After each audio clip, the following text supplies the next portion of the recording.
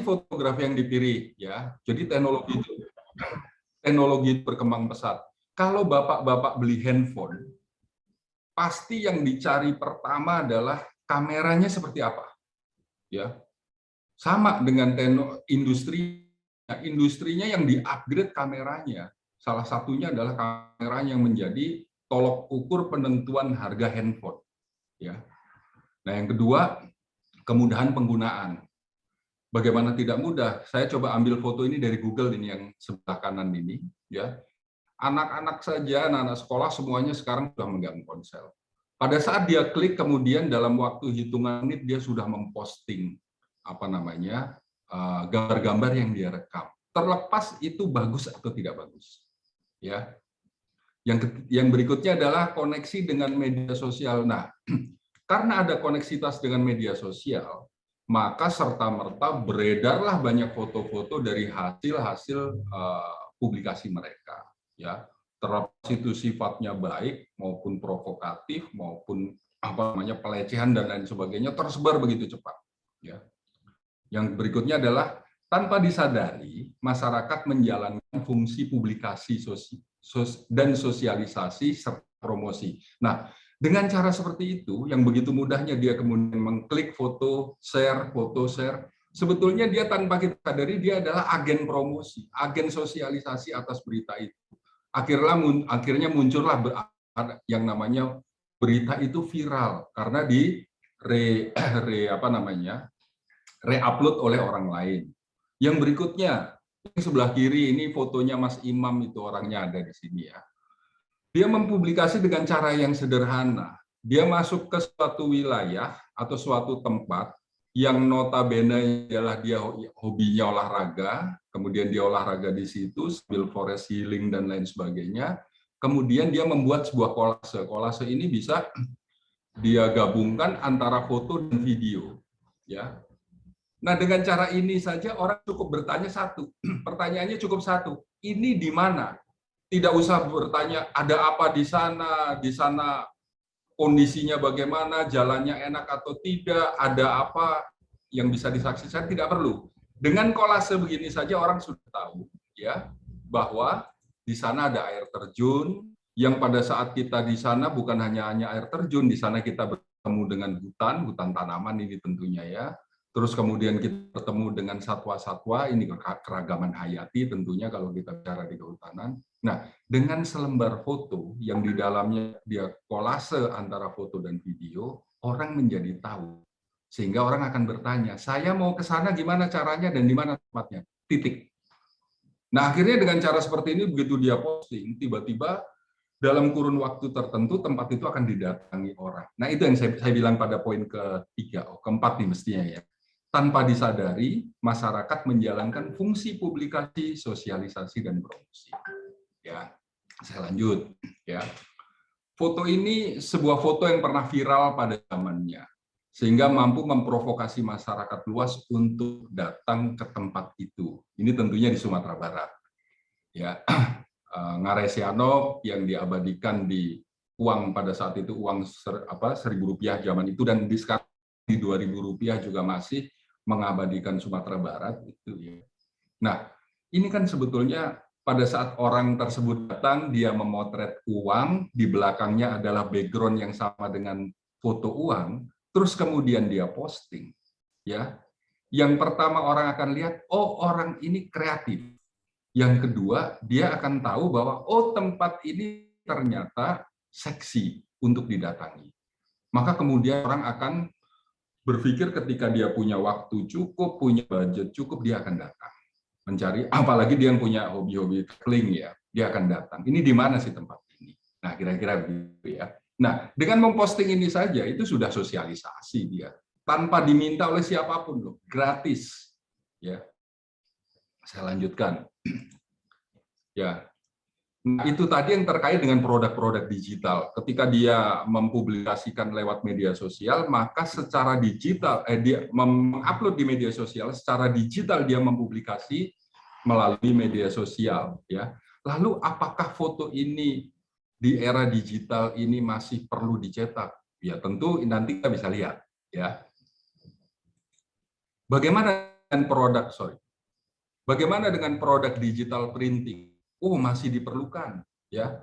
Kalau kawan-kawan pergi ke bandara atau ke tempat-tempat wisata, selalu ada produk yang namanya postcard. Itu untuk souvenir biasanya oleh pemerintah daerah disiapkan tuh di bandara, di tempat-tempat apa namanya yang memang di situ menjadi titik krusial untuk melakukan publikasi. Ya, ada photobook. Nah, nanti kita akan bahas photobook itu apa sih sebetulnya, ya. Yang ketiga, pada saat kita ke restoran, tiba-tiba kita dapat menu, di dalamnya ada foto juga. Pada saat kita, biasanya ini kalau di Jakarta atau Bogor, ditempel di pagar-pagar tuh. Membuat dilipat, kemudian ditempelkan di pagar, harapannya ketika orang yang punya rumah itu masuk, dia akan mengambil leaflet itu. Media apa yang dia pakai? Media foto juga. Ya. Nah, ini terdapat di mana-mana nih. Itu warung-warung itu, warung-warung apa namanya?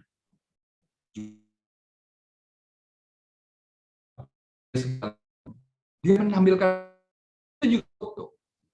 Ya, ditambah lagi sendiri juga gencar melakukan itu pameran pembangunan. Salah satu produk yang dia munculkan pasti kalau tidak foto, video. Oh, di situ juga ada apa namanya tumpukan buku-buku. Oke, silahkan dilihat. Mungkin kawan-kawan jauh lebih berpengalaman ini ya.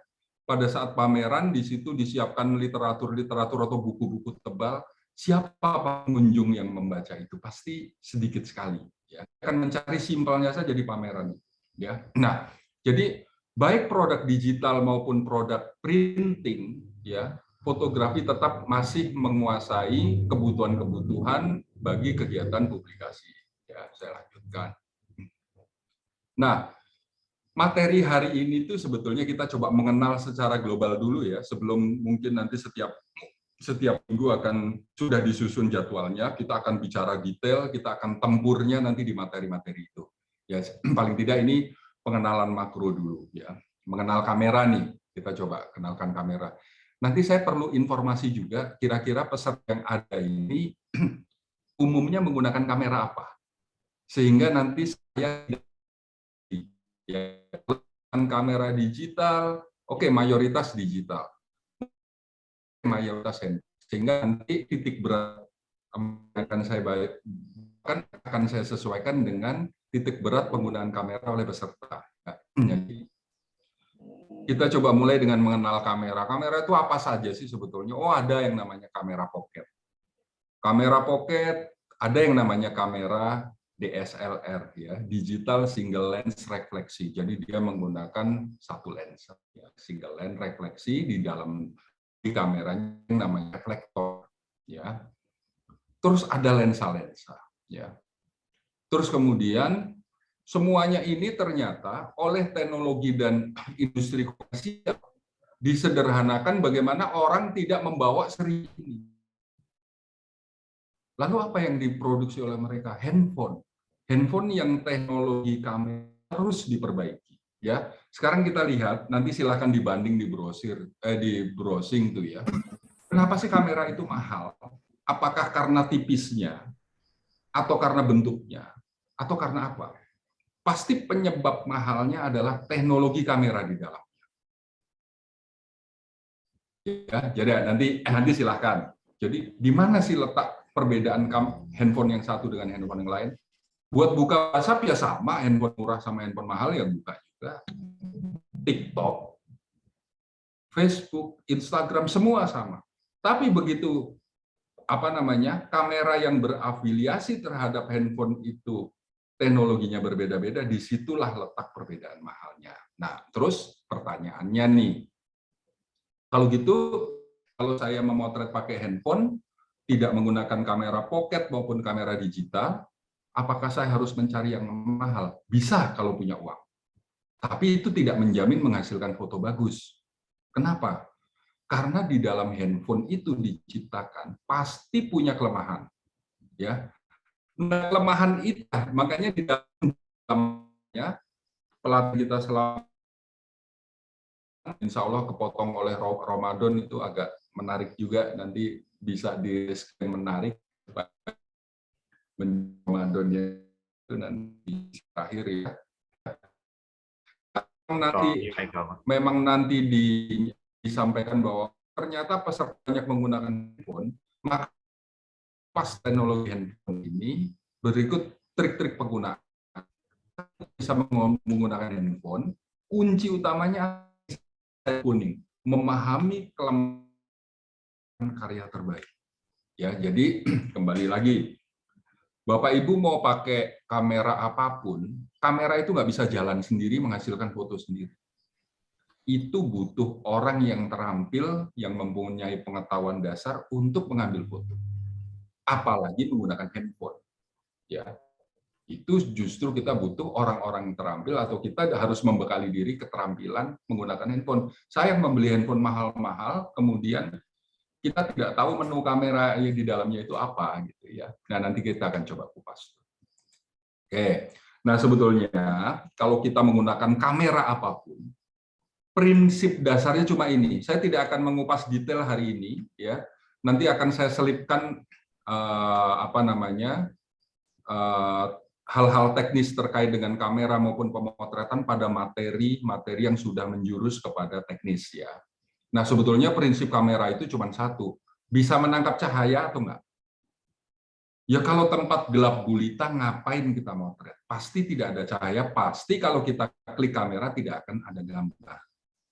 Nah, jadi kuncinya apa? Oh, kamera itu adalah butuh cahaya. Kenapa disebut fotografi ya? Foto itu adalah cahaya, grafi itu berarti grafis, gambar ya. Berarti kita menggambar objek yang cahaya atau memantul cahaya. Kalau nggak ada syarat itu, maka nggak usah. Lebih baik kita tidur, tidak usah motret, tunggu sampai kondisi memungkinkan. Nah, di dalam kamera itu, pakai kamera apapun, mau handphone maupun digital, ada 3 yang disebut dengan triangle exposure ya. Itu ada ISO, shutter speed. Nanti kita akan dalami. Jadi dari berapa tadi yang disampaikan oleh Bu Eva tadi ada 150. Saya berharap di kelas ini nanti orang tidak asing lagi untuk bicara ini. Ya, walaupun dengan menggunakan kamera handphone. Ya, oke, saya lanjut. Nah, tadi saya sampaikan ayo paham ini pakai handphone. Saya kok sedang berpikir mudah-mudahan saya juga salah. Bukan maksud saya meng-underestimate-kan bahwa kawan-kawan menggunakan ini banyak yang menggunakan handphone, makanya saya akan sedikit kupas handphone. Ya, memahami karakter kamera ponsel untuk menghasilkan karya foto yang bagus. Maaf Pak Eko. Ya, betulkah kamera ponsel itu bisa siap? Ada tadi Pak Arfan ya, Pak Arfan yang ini mengangkat tangan. Silakan. Boleh disebelah ya. Kita buat santai aja ya supaya nggak kenceng kita nggak kayak kuliah gitu. Serius banget nih. Biar nggak kayak kuliah, pokoknya bingung angkat tangan ya. Atau pengen ketawa aja gitu aja Pak. Kita kayaknya mayoritas menggunakan handphone nih Mas Eko. Bagaimana Bu Eva? Bu Evi Pak, kita menggunakan handphone mayoritas ini Mas. Oh oke, siap handphone ya. Iya Mas. Nah nanti silahkan nanti pada apa metodologinya Bu, nanti kita akan lebih baik kita akan akomodir dalam satu grup WhatsApp. Mudah-mudahan setiap orang nanti menyampaikan menggunakan kamera apa, supaya saya juga tahu, sehingga pada saat melakukan kritik dan koreksi foto saya tepat tidak salah-salah, begitu ya Bu ya. Ya, siap Mas. Oke. Pak Mas, tadi Pak siapa bertanya Pak? Tadi ada Pak Arfan, silakan Pak Arfan, penyuluh. Silakan Pak Arfan. Lanjut dulu aja kayaknya Mas. Oke, saya lanjut ya. Pencet itunya. Kepencet ya. Mungkin kepencet. Lanjut aja Mas. Baik. Ini saya lanjutkan ya. Jadi kita bicara handphone nih, tadi sudah dipagari, ternyata peserta banyak yang pakai handphone. Karena begini, handphone menurut saya jauh lebih sulit ketimbang saya menggunakan kamera digital. Dari pengalaman saya menggunakan kamera, saya dulu mulai dari analog. Saya sebetulnya main-main kamera itu semenjak saya kerja. Kenapa saya kerja? Karena saya baru punya uang pada saat itu untuk beli kamera. Sekitar tahun 98, 97 lah. Kamera pertama saya beli itu. Ya, belum ada digital kamera. Nah, sampai sekarang, kemudian era handphone itu begitu membabi buta itu teknologinya, ya ternyata begitu saya gunakan, ia tidak semudah, sesimpel saya menggunakan kamera digital. Karena saya sudah biasa menggunakan digital kamera. Oke ya, saya lanjut. Jadi, di dalam kamera itu, di dalam handphone, pada saat kita bicara khusus kamera, itu sebetulnya terdiri dari dua bagian.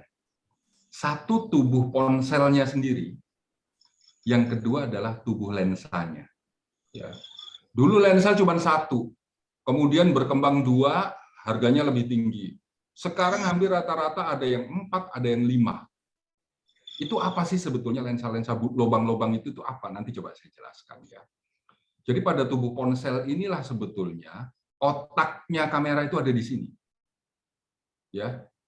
Karena lensa ini, tubuh lensa ini sebetulnya tak ubahnya seperti lubang yang dikasih kaca. Cuman kaca itu kualitasnya sekualitas lensa. Sehingga pada saat untuk mengambil gambar pasti bagus.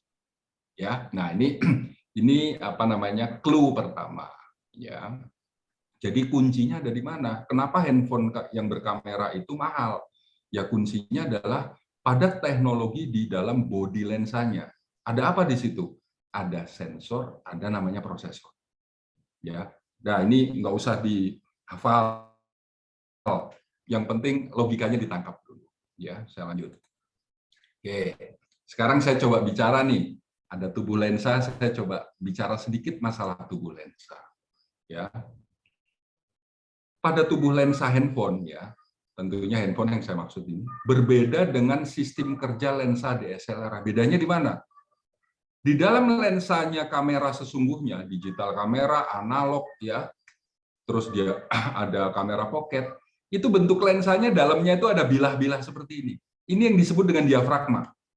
Ya, kalau kita sempitkan maka dia akan membutuhkan cahaya lebih, ya, tapi hasilnya bisa tajam. Kalau kita lebarkan, kita putar, kemudian lubang ini akan melebar nih nanti. Semakin dia lebar, maka dia akan mudah menerima cahaya, menangkap cahaya, tetapi ruang tajamnya jadi sempit. Nah, di handphone nggak ada seperti itu. Yang ada hanya lubang tadi. Ya, nomor 2.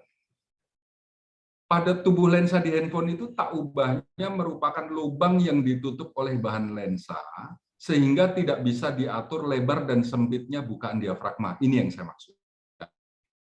Disebut dengan fixed lens. Ya. Pengaturan sistem sudut lebar dan sudut sempit, wide atau tele, disiasati dengan memasang banyak lensa pada bodi kamera, dan ini menentukan kemampuan optiknya. Nanti saya jelaskan.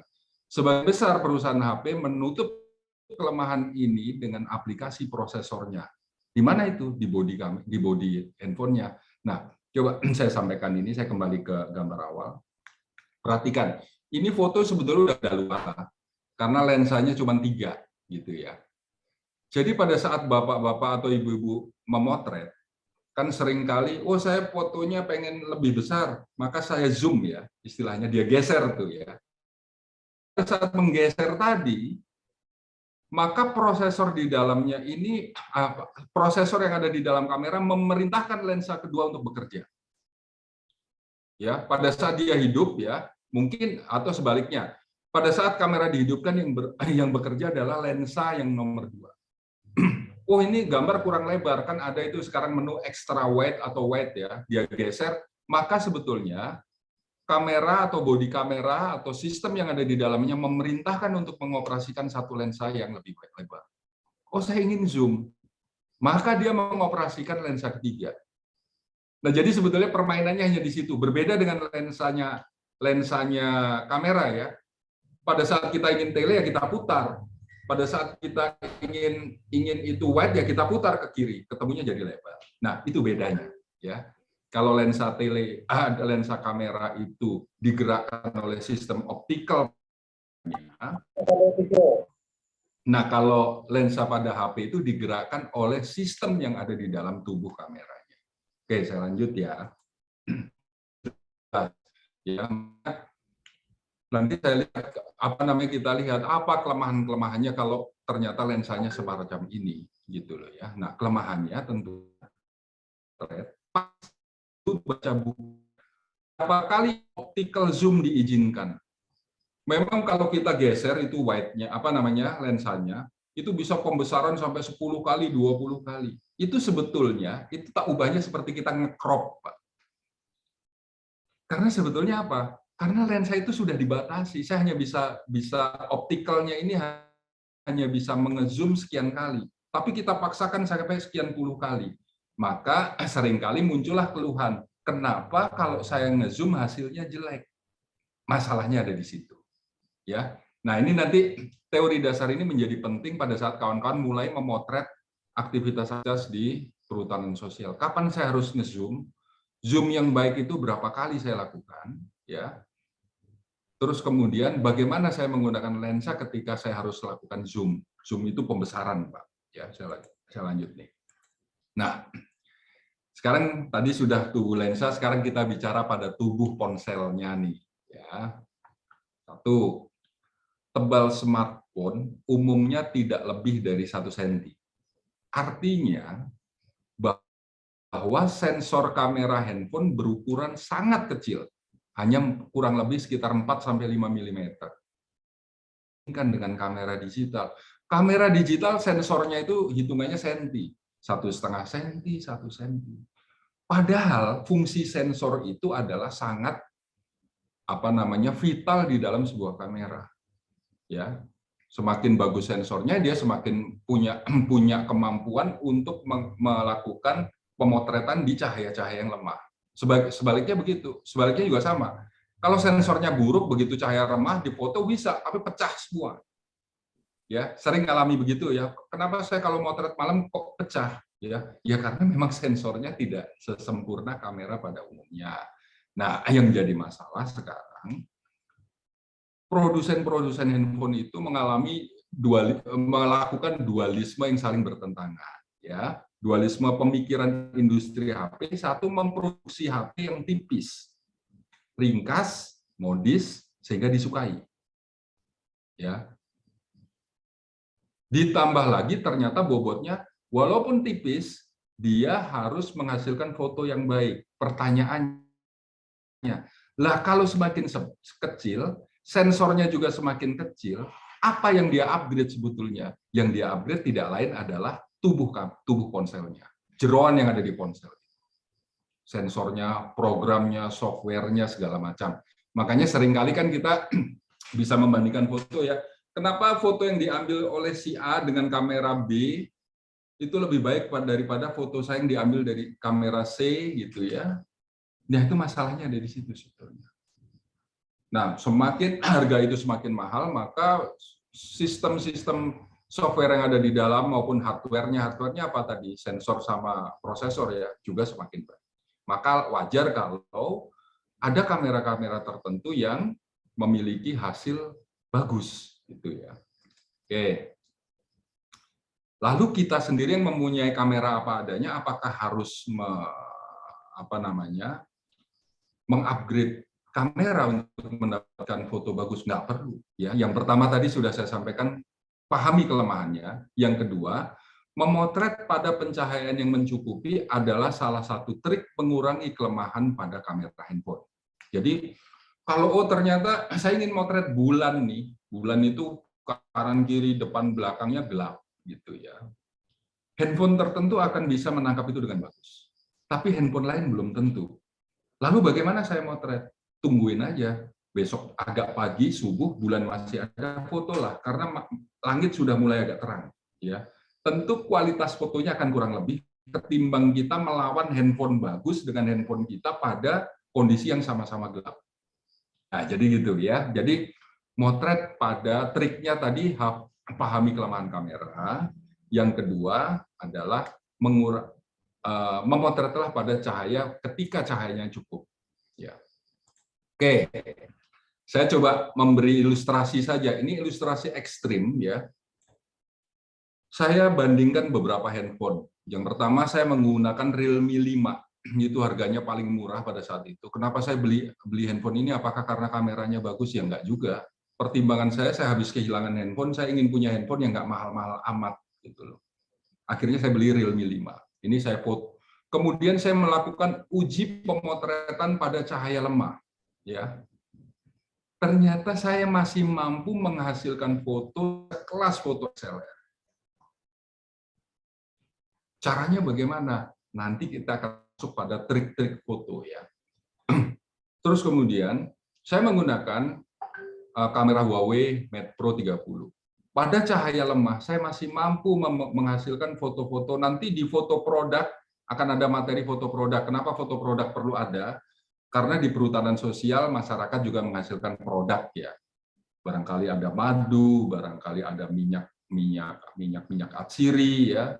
Nah, kita butuh nanti trik pemotretan produk, yang mana salah satu triknya adalah foto yang kanan nanti yang pelajari, ya.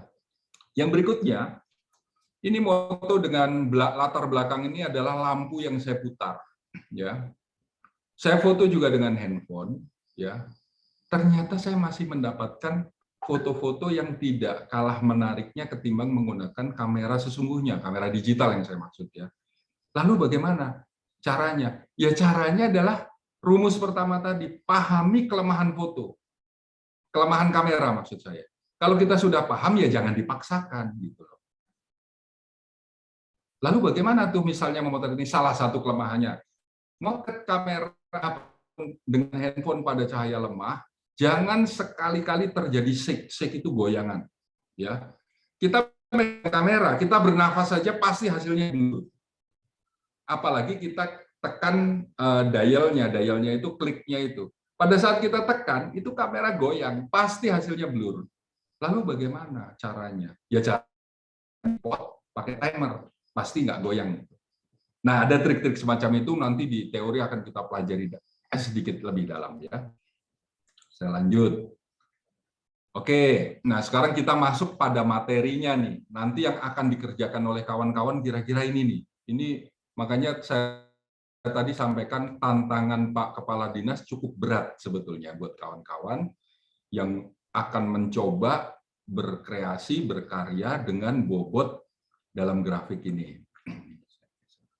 Ya, tadi ada perhutanan sosial, kita membagi bobotnya adalah prioritas yang akan kita informasikan lewat media foto itu ada 1, 2, 3. Ya, ada keberlangsungan, manfaat, kelembagaannya seperti apa.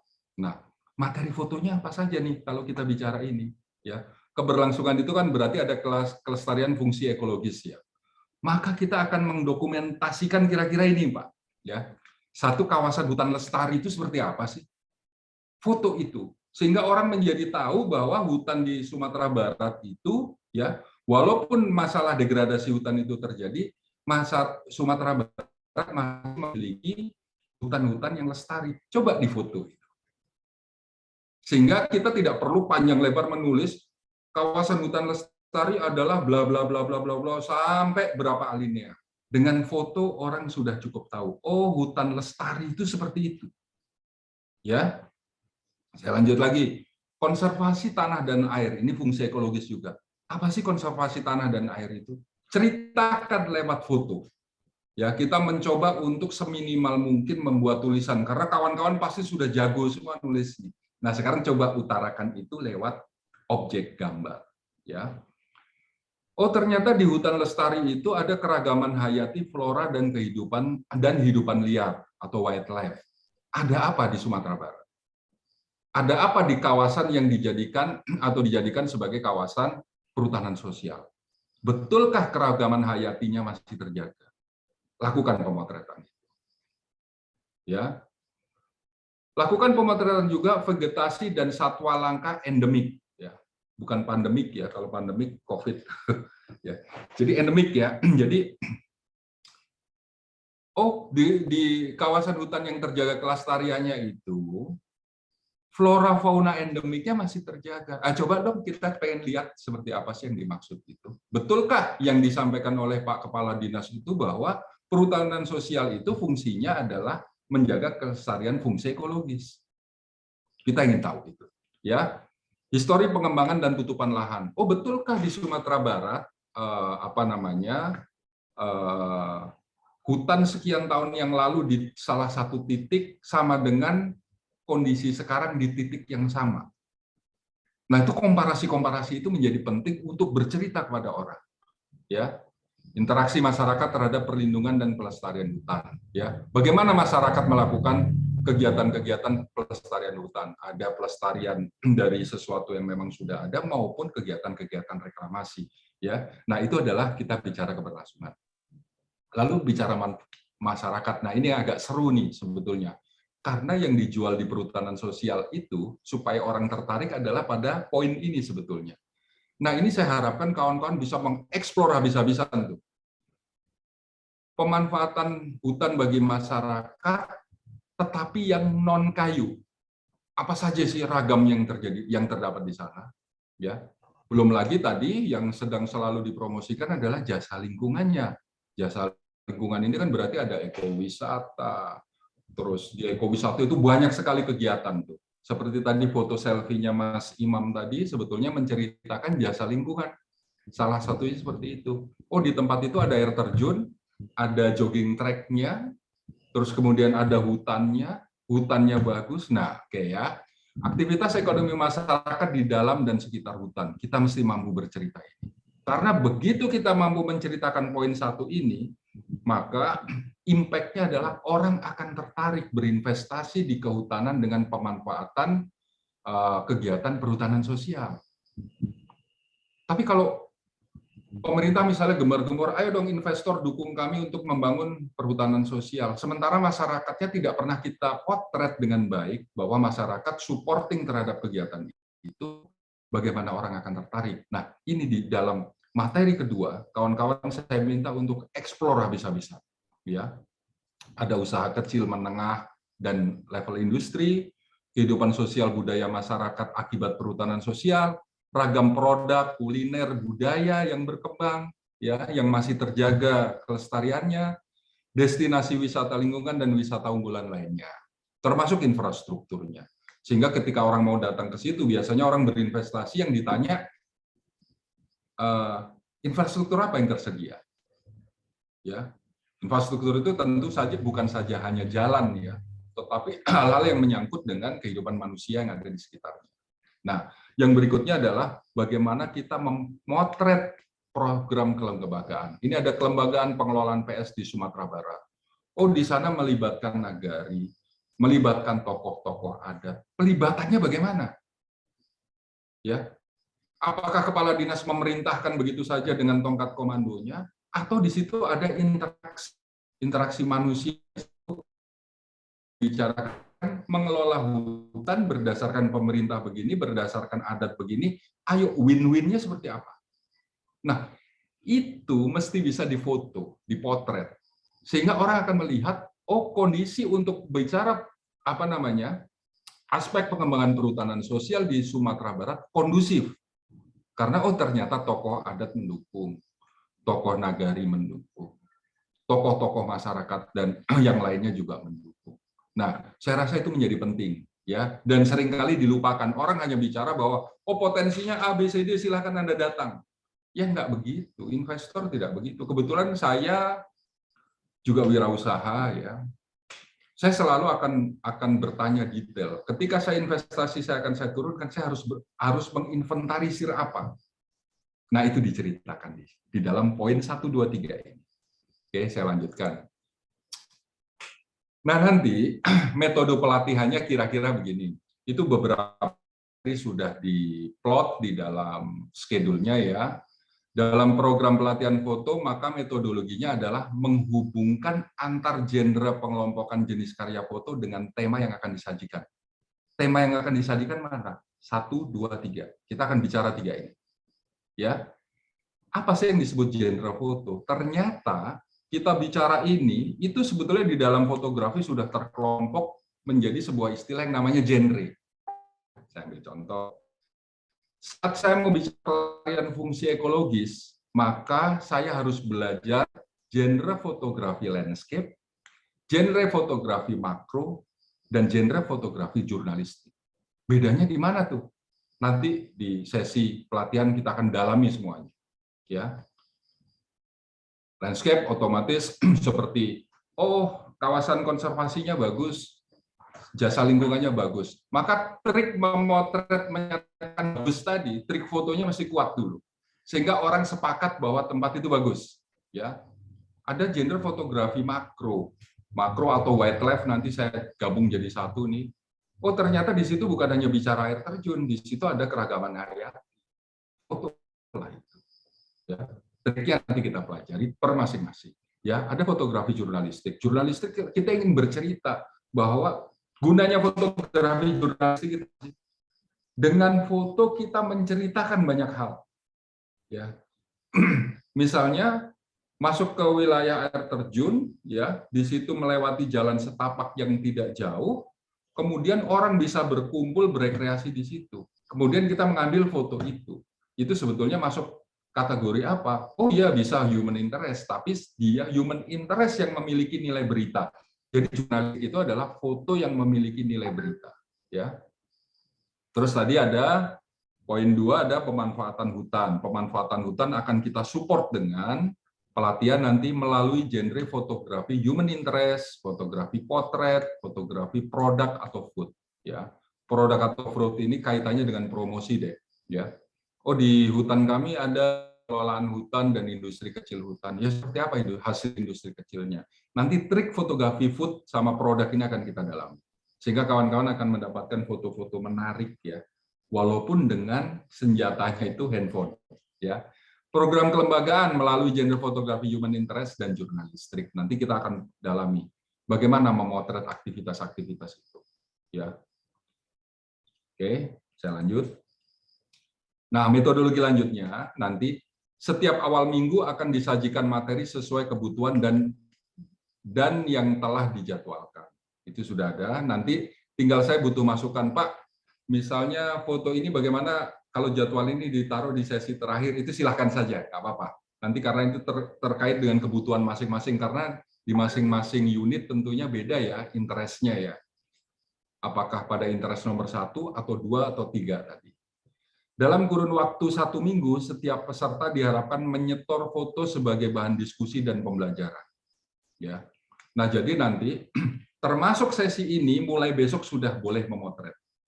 Apa yang difoto? Potretlah sesuai dengan yang Bapak Ibu nyatakan foto saya bagus. Karena nanti kita akan evaluasi di akhir. Betulkah foto yang di-store pada sesi pertama hari ini itu ada perkembangannya setelah mengikuti pelatihan selama 4 sesi berikutnya. Kita evaluasi bareng. Ya. Upayakan foto karya sendiri, karena kita belajar, kita di sini bukan mau bertanding bagus-bagusan foto. Walaupun nanti kita akan coba menseleksi di tahap akhir sesuai dengan masukan dari Pak Kepala. Harus diterima dengan mendadak. Apapun boleh mengkritik foto kawannya. Yang dikritik tidak boleh marah. Itu harus terjadi supaya kita clear semuanya. Dan kita nanti selesai sesi ini kita bisa salaman dengan lapang dada juga, gitu ya.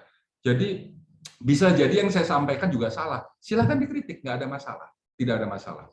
Oh, temannya upload foto, trik fotonya salah, berikan masukan dia lewat komen di WhatsApp nanti. Nah itu akan dinamis sekali itu, nanti dinamikanya akan asik tuh, ya. Yang penting yang harus dipagari adalah tidak boleh ada yang tersinggung kalau dikritik.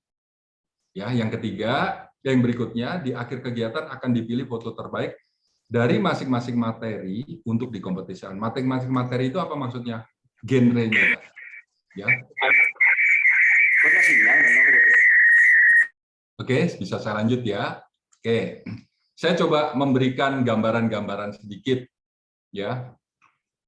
Tadi ada poin apa itu? 1, 2, 3. Keberlangsungan kelestarian hutan, pemanfaatan dan aspek kelembagaan. Ya.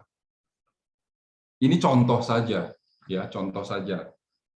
Kita bicara hutan, hutan itu lestari, hutan itu terjaga, hutan itu tidak terambah. Ambillah foto yang baik. Ya. Oh di dalamnya ada keragaman hayatinya, salah satu flora. Kebetulan ini saya foto di Kutai Barat ya, yang ada anggrek hitam. Maka saya ambil foto itu. Bagaimana cara memotretnya? Nah, nanti kita coba. Ya. Oh, keberlangsungan kelestarian hutan itu ada proses reklamasi. Maka kita fotolah aktivitas itu. Ini kebetulan di wilayah mangrove ya. Di situ juga ada fauna endemik. Maka kita ambil foto itu dengan angle-angle terbaik, pemotretan-pemotretan terbaik dari yang telah kita pelajari nanti. Ya. Oh, di pelestarian hutan itu juga ada namanya aktivitas menjaga hutan, patroli hutan. Ya, ambillah foto-foto dokumentasi yang baik juga. Nah, dengan foto-foto dengan kualitas semacam ini, nanti kalau sudah tersusun di dalam fotobook ya, ini akan jadi sebuah rangkaian cerita, sehingga ketika orang bicara bahwa di perhutanan sosial itu ada konsep pelestarian hutan, ya, orang akan mendapatkan cerita utuh dari hutannya, hutan sampai dengan tajuk, batang, dan lantai hutan. Ini loh produknya perhutanan sosial, tidak ada satupun yang terganggu. Kira-kira itu need-nya ya. Kita bicara kelestarian hutan. Makanya nanti objek yang difoto apa? Fotolah dari mulai tajuk pohon sampai dengan lantai hutan. Ya. Aktivitas yang ada di situ maupun program-program. Saya lanjutkan lagi. Pemanfaatan hutan. Pemanfaatan itu ada dua berarti ya, produk komersial dan jasa lingkungan. Ini saya foto di Sulawesi Tengah, pada saat itu di KPH Donggala ya saya foto ya. Saya waktu mengerjakan kegiatan di KPH. Ya. Di sana ada satu pantai yang kalau sore menarik sekali. Kenapa orang malas datang ke Sulawesi? Sehingga pemerintah butuh gencar untuk promosi. Ya. Nah, sehingga di wilayah pantai ternyata ada pantai-pantai dengan kekasan, itu yang perlu saya ambil. Ditambah lagi saya masuk ke KPH Parigi Mutong itu ya. Nah, di situ ternyata ada satu tebing yang khas di Asia nih, yang ada di sana. Tebing itu adalah tebing vulkanik. Ya, ternyata tingkat kesulitannya cukup tinggi dan tingkat kekerasan batunya untuk dilakukan pendakian juga cukup sulit. Sehingga banyak orang-orang dari Asia untuk mencoba menjajal tebing ini. Ini ada di Sulawesi Tengah. Ya. Nah, ini kan 1, 2 sudah kita bicara jasa lingkungan. Tentunya Sumatera Barat punya karakter berbeda. Ya. Di sana ada ngarai, di sana ada pantai-pantai, lekukan-lekukan pantai. Saya pernah perjalanan dari Padang ke Painan, Pak. Ya, ke Painan. Wah, itu saya lihat di tebing-tebing, kebetulan jalannya ada di atas tebing. Saya lihat ke bawah itu luar biasa, itu pantai-pantai. Pantai-pantai itu dimanfaatkan rakyat karena di situ banyak ada beberapa perahu-perahu nelayan yang ada di situ. Berarti dekat dengan perkampungan. Ya, itu menarik sekali. Nah, tentunya karakternya akan berbeda. Terus kita bicara produk ya, pemanfaatan hutan. Ternyata di Sulawesi juga ada ya tanaman-tanaman yang sudah turun-temurun. Tanaman apa itu? Aren. Ya, itu sudah merambah sampai ke hutan. Saya masuk ke hutan pada titik yang menurut saya sudah capek itu waktu itu. Saya masih dapatkan tanaman aren yang masih dijaga. Dan itu menjadi salah satu program KPH untuk perhutanan sosial. Ya, masyarakat kalau malam sore sudah masang jerigen, nanti 2 hari sekali dia ambil, besok itu udah bergilir itu, mereka sudah atur itu. Ya, dia ambil. Ya. Kemudian dia produksi menjadi gula semut di sini. Nah, ini kita ini bicara masalah jasa lingkungan, ini bicara landscape, ini bicara masalah human interest dan landscape ya. Kalau ingin ingin agak dalam dikit, ini bicara masalah human interest, ini bicara masalah foto produk. Terus ternyata gula aren ini dikerjakan oleh usaha-usaha kecil rumah tangga, maka saya akan memotret human interest-nya. Human interest itu memotret kegiatan aktivitas manusia. Ya, oh ternyata begini keseharian mereka. Si bapak ini kalau sore memanen aren, terus kemudian dia memprosesnya, ya, terus kemudian si ibu-ibu ini akan berkumpul.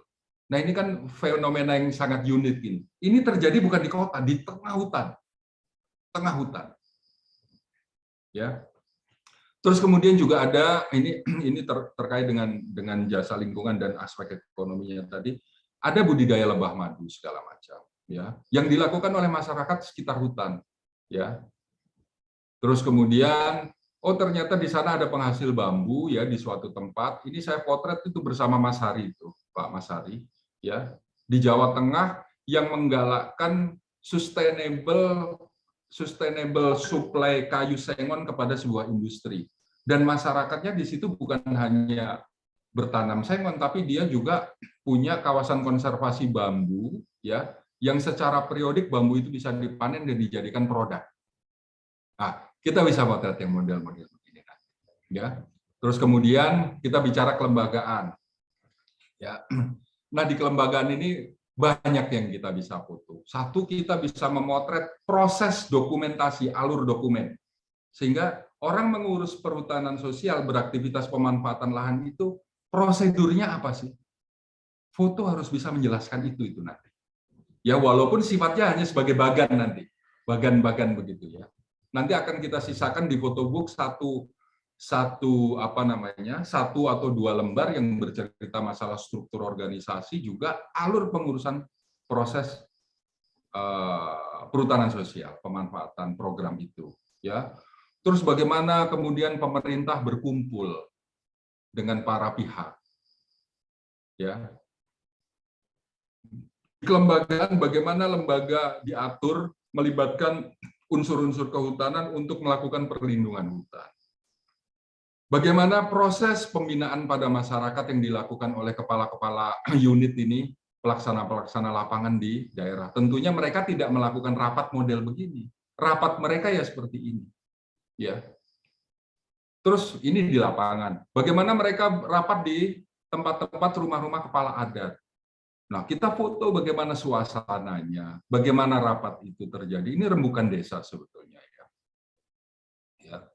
Terus bagaimana kemudian masyarakat mencoba mengaplikasikan ilmu-ilmu yang sudah diberikan oleh para petugas lapangan. Ya.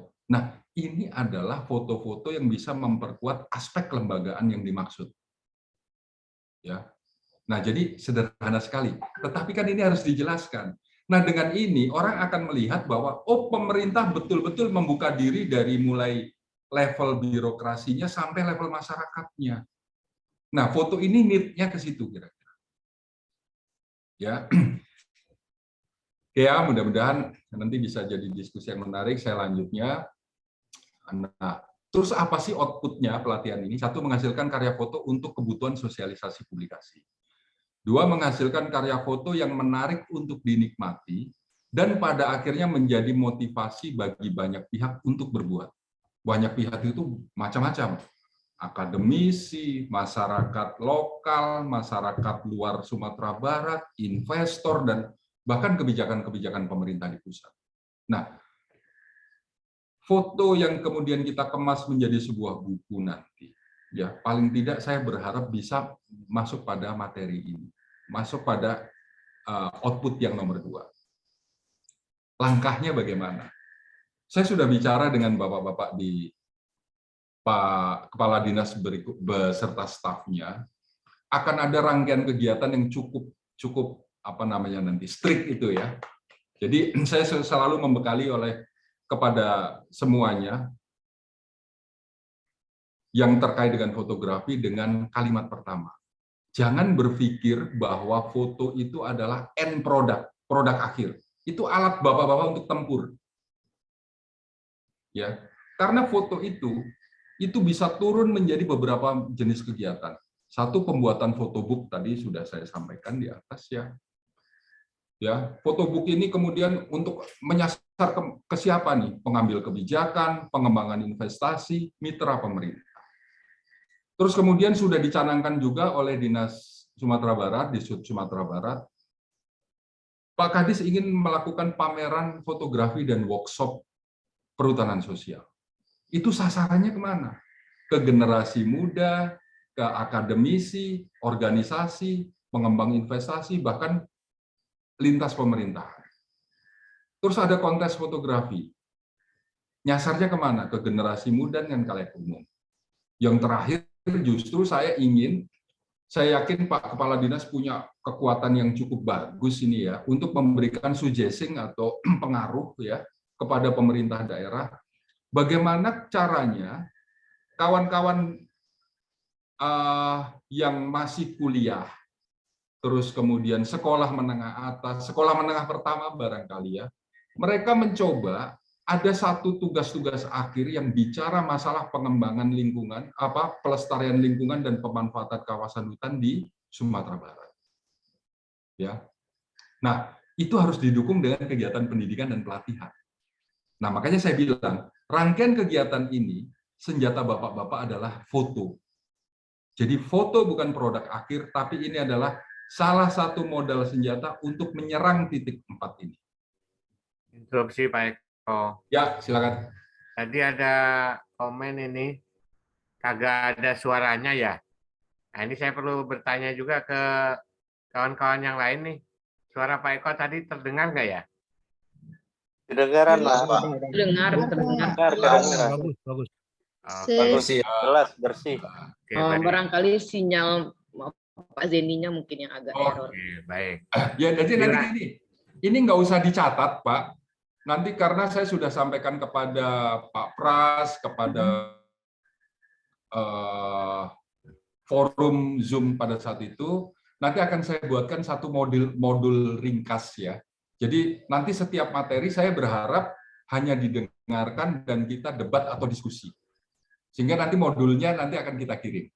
Kita kirim via via WA grup ya, silahkan nanti diambil. Sehingga supaya bisa total nanti mengikuti materi yang cukup singkat, tetapi kembali lagi saya sampaikan tantangannya luar biasa. Ya, saya lanjutkan. Oh, udah habis. Kira-kira itu yang bisa saya sampaikan, Pak, Bapak Ibu sekalian. Ya, saya terima kasih atas perhatiannya. Saya kembalikan kepada Pak Mas Hari maupun Pak Pras barangkali untuk melanjutkan. Assalamualaikum warahmatullahi wabarakatuh. Waalaikumsalam warahmatullahi wabarakatuh. Mas Hari, Ya. Ada sedikit tadi yang belum diapakan terkait bantuan untuk pencahayaan itu loh. Blitz kalau di handphone sama di DSLR itu bagaimana fungsinya? Ya. Oh ya, oke.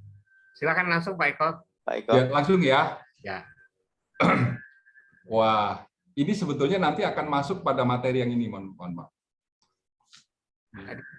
Bentar Pak Eko, tadi juga ada yang nanya. Ya. Kalau melihat fotonya Pak Eko ini kan beragam nih, macam-macam gitu kan. Ada yang warna tonalnya aneh-aneh juga gitu kan. Saya nanya, Pak Eko pakai kamera apa? Ya. Kan, jadi sekaligus dua pertanyaan tadi. Silakan Pak Eko. Ya, oke. Pertanyaan pertama tadi, kalau cahayanya kurang berarti saya boleh pakai lighting dong, gitu loh. Oh ya boleh. Justru kalau kurang itu pakailah lighting. Ya, lighting itu apa sih sebetulnya? Sumber lighting itu apa saja? Satu, bisa dengan cahaya yang ada. Oh, saya adanya cuma lampu rumah. Oke, gunakan lampu rumah. Oh, saya adanya flash atau bahasa awamnya zaman dulu orang nyebut blitz itu ya. Pakai blitz. Ya. Oh, saya di rumah punya studio kecil, lampu studio kecil ya. Itu banyak dijual dan murah itu. Silahkan dibeli. Nah, nanti saya akan coba uraikan pada saat sesi pemotretan ini, Pak. Tadi mohon maaf, tadi yang bertanya Pak Pras ya? Pak Pras. Ya Pak Eko. Ya, baik. Jadi nanti gini, Pak, prinsipnya saya tidak akan detail di dalam materi pertama ini, tetapi saya akan sampaikan, bila Bapak merasa bahwa pencahayaan itu kurang, maka gunakan cahaya. Nah, tinggal nanti bagaimana sih cara memotret ini? Wah, itu orang seolah-olah mudah. Begitu dia coba, biasanya tidak akan pernah berhasil di memotret ini. Ini pengalaman saya dari grup-grup foto atau saya ngajar foto ya. Tapi begitu sudah tahu triknya, orang bisa berbuat banyak hal untuk foto-foto semacam ini. Nah, foto semacam ini dibutuhkan untuk foto-foto produk, akan menarik nanti. Ya, bagaimana memotret produk dengan baik, cahaya dijatuhkan dari mana, berapa besar intensitas cahayanya. Kalau intensitas cahayanya kebesaran, bagaimana caranya saya mengurangi, itu nanti saya akan bahas detail. Ya, Nah, gitu Pak.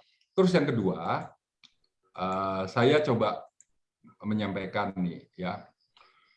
Foto-foto saya kenapa tonalnya berbeda-beda? Ya. Yang pertama, saya menggunakan 2 foto. Jadi jangan nanti Bapak-bapak nggak usah khawatir. Pada saat saya menggunakan kamera handphone, bisakah saya mendapatkan tonal warna? Tonal itu kira-kira irama ya, irama warna yang semacam itu bisa. Kenapa nggak bisa? Nanti saya beritahu triknya ya. Terus, kenapa warnanya bisa berbeda-beda? Saya menggunakan 2 kamera. Yang pertama adalah kamera biasa ya, yang ada di handphone maupun kamera SLR saya gunakan, juga kamera mirrorless saya gunakan. Cuman ada 1 kamera yang orang pasti nggak bisa tiru. Kamera apa itu? Saya gunakan kamera infrared. Ini kamera inframerah, Pak. Ya. Kamera infrared ini hanya untuk memperkaya nuansa pada saat saya gabungkan beberapa foto menjadi satu, ada foto yang unik atau aneh. Nah, itu saya dapatkan dengan menggunakan kamera inframerah. Apa itu kamera inframerah? Saya akan bercerita banyak nanti pada sesinya ya. Sama ini masih menggunakan RGB, ini biasa. Bapak nanti di sesi landscape, kalau bapak-bapak dan ibu-ibu nggak bisa bikin foto seperti ini, saya ketawain. Ya, artinya nanti di sesi landscape pasti foto-foto seperti ini dengan mudah bapak-bapak bisa kerjakan. Ya, oh ini kenapa tonalnya bisa begitu? Ini inframerah semua. 2 ini adalah inframerah, infrared kamera. Kalau yang ini kamera biasa, ini saya menggunakan fisheye, lensa sudut sangat lebar ya.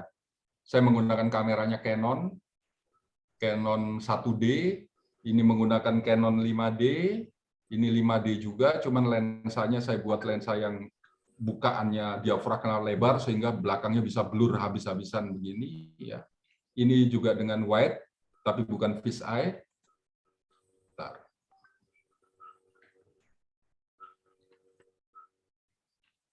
Ya, seperti itu kira-kira. Ya, jadi terjawab ya. Jadi tonal itu bisa dibuat. Apakah dengan kamera handphone saya bisa bikin tonal? Oh, dia bisa. Kenapa nggak bisa? Ya, tonal semacam ini bisa sekali. Kalau saya ambil contoh saja, kalau bapak-bapak punya kamera handphone ya, mau pegang handphone, buka kameranya. Di situ ada menu namanya white balance, WB. WB itu kalau digeser ke kanan, maka warnanya akan menjadi kemerahan. Kemerahan bukan berarti foto biru jadi merah, nggak begitu. Tetapi foto merah menjadi matang warna. Foto biru menjadi matang biru. Nah, itu ada menu namanya WB. Nanti kita ulas habis tuntas tuh masalahnya. Ya. Terus kemudian bagaimana dengan foto-foto semacam ini? Ini kan masalah komposisi. Apa itu komposisi? Nanti juga kita ulas. Ya. Komposisi itu apa sih? Apa pentingnya komposisi buat sebuah foto? Kenapa foto si A terlihat bagus, foto si B tidak terlihat bagus, padahal tonalnya sama? Problemnya cuma satu. Komposisi si A lebih bagus daripada B. Ya, saya ambil contoh tadi, misalnya kita memotret, wah itu di Padang itu bagus-bagus itu ada. Saya belum pernah ke titik itu ya, yang jalan layang melingkar itu ya. Di daerah mana itu Pak? Ya, itu banyak. Ada orang melakukan komposisi bagus, yang kedua mengangkat foto itu bisa dengan komposisi yang bagus, dia mencari titik di mana pemotretan itu bagus, atau yang kedua dia memotretnya tidak seperti orang pada umumnya, lewat di situ siang main cepret ya, dia menunggu. Saya harus memotret ini pada saat sore atau pada saat pagi, bahkan pada saat malam, ketika ada lalu lalang kendaraan. Ya. Nah, sehingga semuanya gelap, tapi di jalan itu lampu-lampu kendaraannya pun hidup semuanya. Nah, jadi nanti itu kita pelajari. Ya, saya berharap dan tentunya saya punya keyakinan kalau pertanyaannya kok warna-warnanya bisa sekuat itu, saya yakinkan pada minggu kelima Bapak-bapak sudah bisa bikin. Begitu Pak. Luar biasa apa yang disampaikan Pak Eko. Tapi ini sementara kayaknya ada info gempa ya? Oh, betul ya, ada gempa di sana ya? 5,4 skala Richter. Mudah-mudahan tidak ada korban, mudah-mudahan semua selamat di Di sana. mana? Sumatera Barat, Sam? Ini saya baca di chattingnya, adu gampo Lolia Santako 5,4 skala Richter. Maaf saya. Di Pasaman kemarin, gempa Pasaman atau Pasaman Barat, Oh. Pak. Oh, bukan hari ini ya. Oke. Enggak, mungkin malam ini. Subuh tadi gempa, Pak. Oke, saya sekalian membacakan ada beberapa pertanyaan ini, Pak Eko. Iya. Yang pertama tadi nampaknya sudah diulas. Bagaimana triknya pengambilan angle yang pas dengan menggunakan kamera HP, itu yang pertama. Yang kedua ini bagaimana trik yang pertama tadi dari Bu Irma Novelia. Yang kedua dari Bu Reni Rahmayulis. Bagaimana trik menghasilkan karya fotografi yang jujur, Pak Eko? Memiliki gagasan baru untuk dinikmati, diresapi orang lain, tidak hanya sekedar estetika saja. Terima kasih, Pak Eko. Sudah tercatat, Pak Eko? Sudah. Saya coba ya. Yang mau menambahkan boleh loh, ya. Saya juga. Ya, mumpung ini. Saya juga dasar-dasarnya. bukan si segala tahu juga. Jadi gini, bagaimana mengambil foto dengan angle yang baik? Angle itu ada dua, nih ya.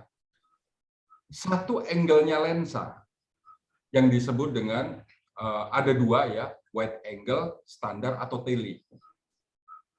Ya, jadi kalau lensa itu kalau teman-teman yang menggunakan kamera kita putar, ya, maka sudutnya adalah sudut sempit, itu berarti tele. Kalau orang bicara sudut lebar itu berarti wide. Satu itu, ya. Jadi komposisi itu bisa dibangun dengan sudut tembaknya, sudut lensanya, mau wide angle atau shallow angle yang sempit ya. Yang kedua adalah sudut pengambilan gambar. Apakah kita straight itu berarti sejajar kamera, atau dari atas ke bawah, dari bawah ke atas. Tentunya setiap objek punya karakter sendiri-sendiri ketika kita mau bicara angle. Ya, misalnya saya bicara gini, saya ingin memotret orang nih, misalnya di suatu tempat nanti di desa atau di hutan ada tokoh adat. Tokoh itu memiliki pengaruh yang cukup kuat. Artinya, bila wajah dia itu muncul di dalam media publikasi kita, orang akan menjadi yakin bahwa program ini didukung oleh tokoh yang begitu kuat. Kan di sana ada ulama segala macam itu ya, tokoh adat ya. Nah, saya ingin menampilkan bapak itu atau ibu itu si tokoh tadi. Bagaimana cara memotret supaya bagus? Kalau bapak ibu memotretnya dari atas, maka orang itu pasti cebol. Kalau memotretnya dari bawah, maka orang itu pasti kakinya panjang, badannya pendek.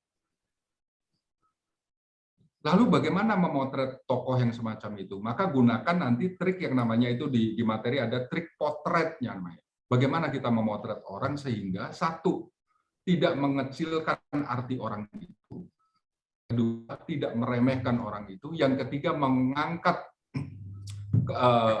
gestur orang tersebut atau si tokoh tersebut. Kan ada kemudian orang memotret asal potret, tiba-tiba orangnya sedang ngupil misalnya.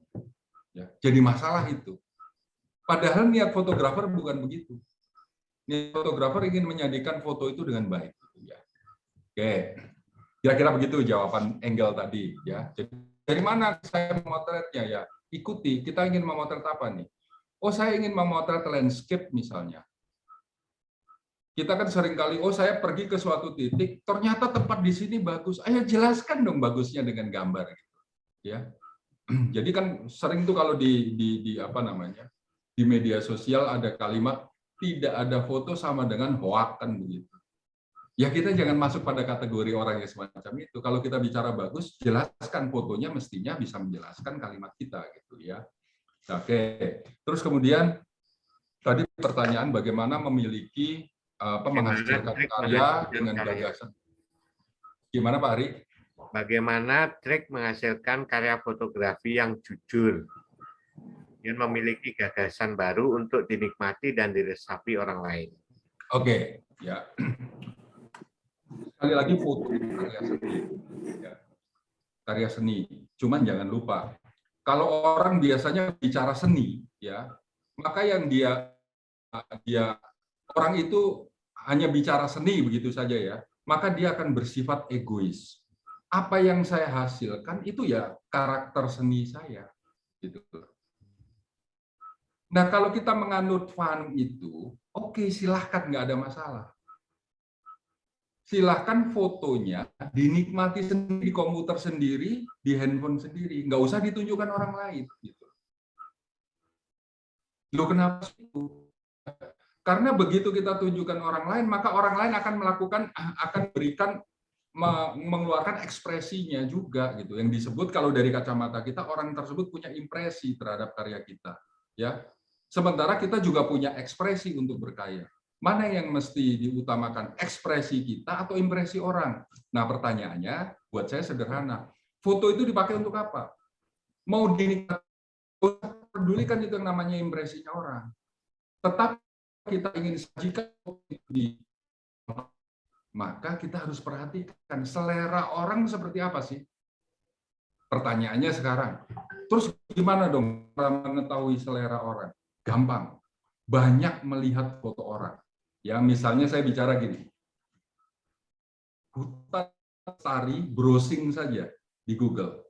Habis itu klik menu gambar, maka di situ akan ada banyak foto hutan lestari. Ambil benang merahnya habis itu. Orang memotret hutan itu sukanya apa ya? Itu akan kelihatan. Maka pada saat kita memotret, ya, lakukan apa yang sudah kita dapat referensi baru tadi, membuka Google, oh ternyata orang memotret hutan seperti ini. Oh, di Sumatera Barat banyak air terjun. Googling saja. Bagaimana cara orang selera orang terhadap foto air terjun, ya.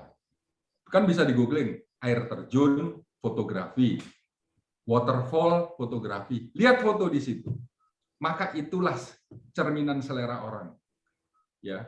Nah, makanya pertanyaan yang dimaksud jujur tadi apa?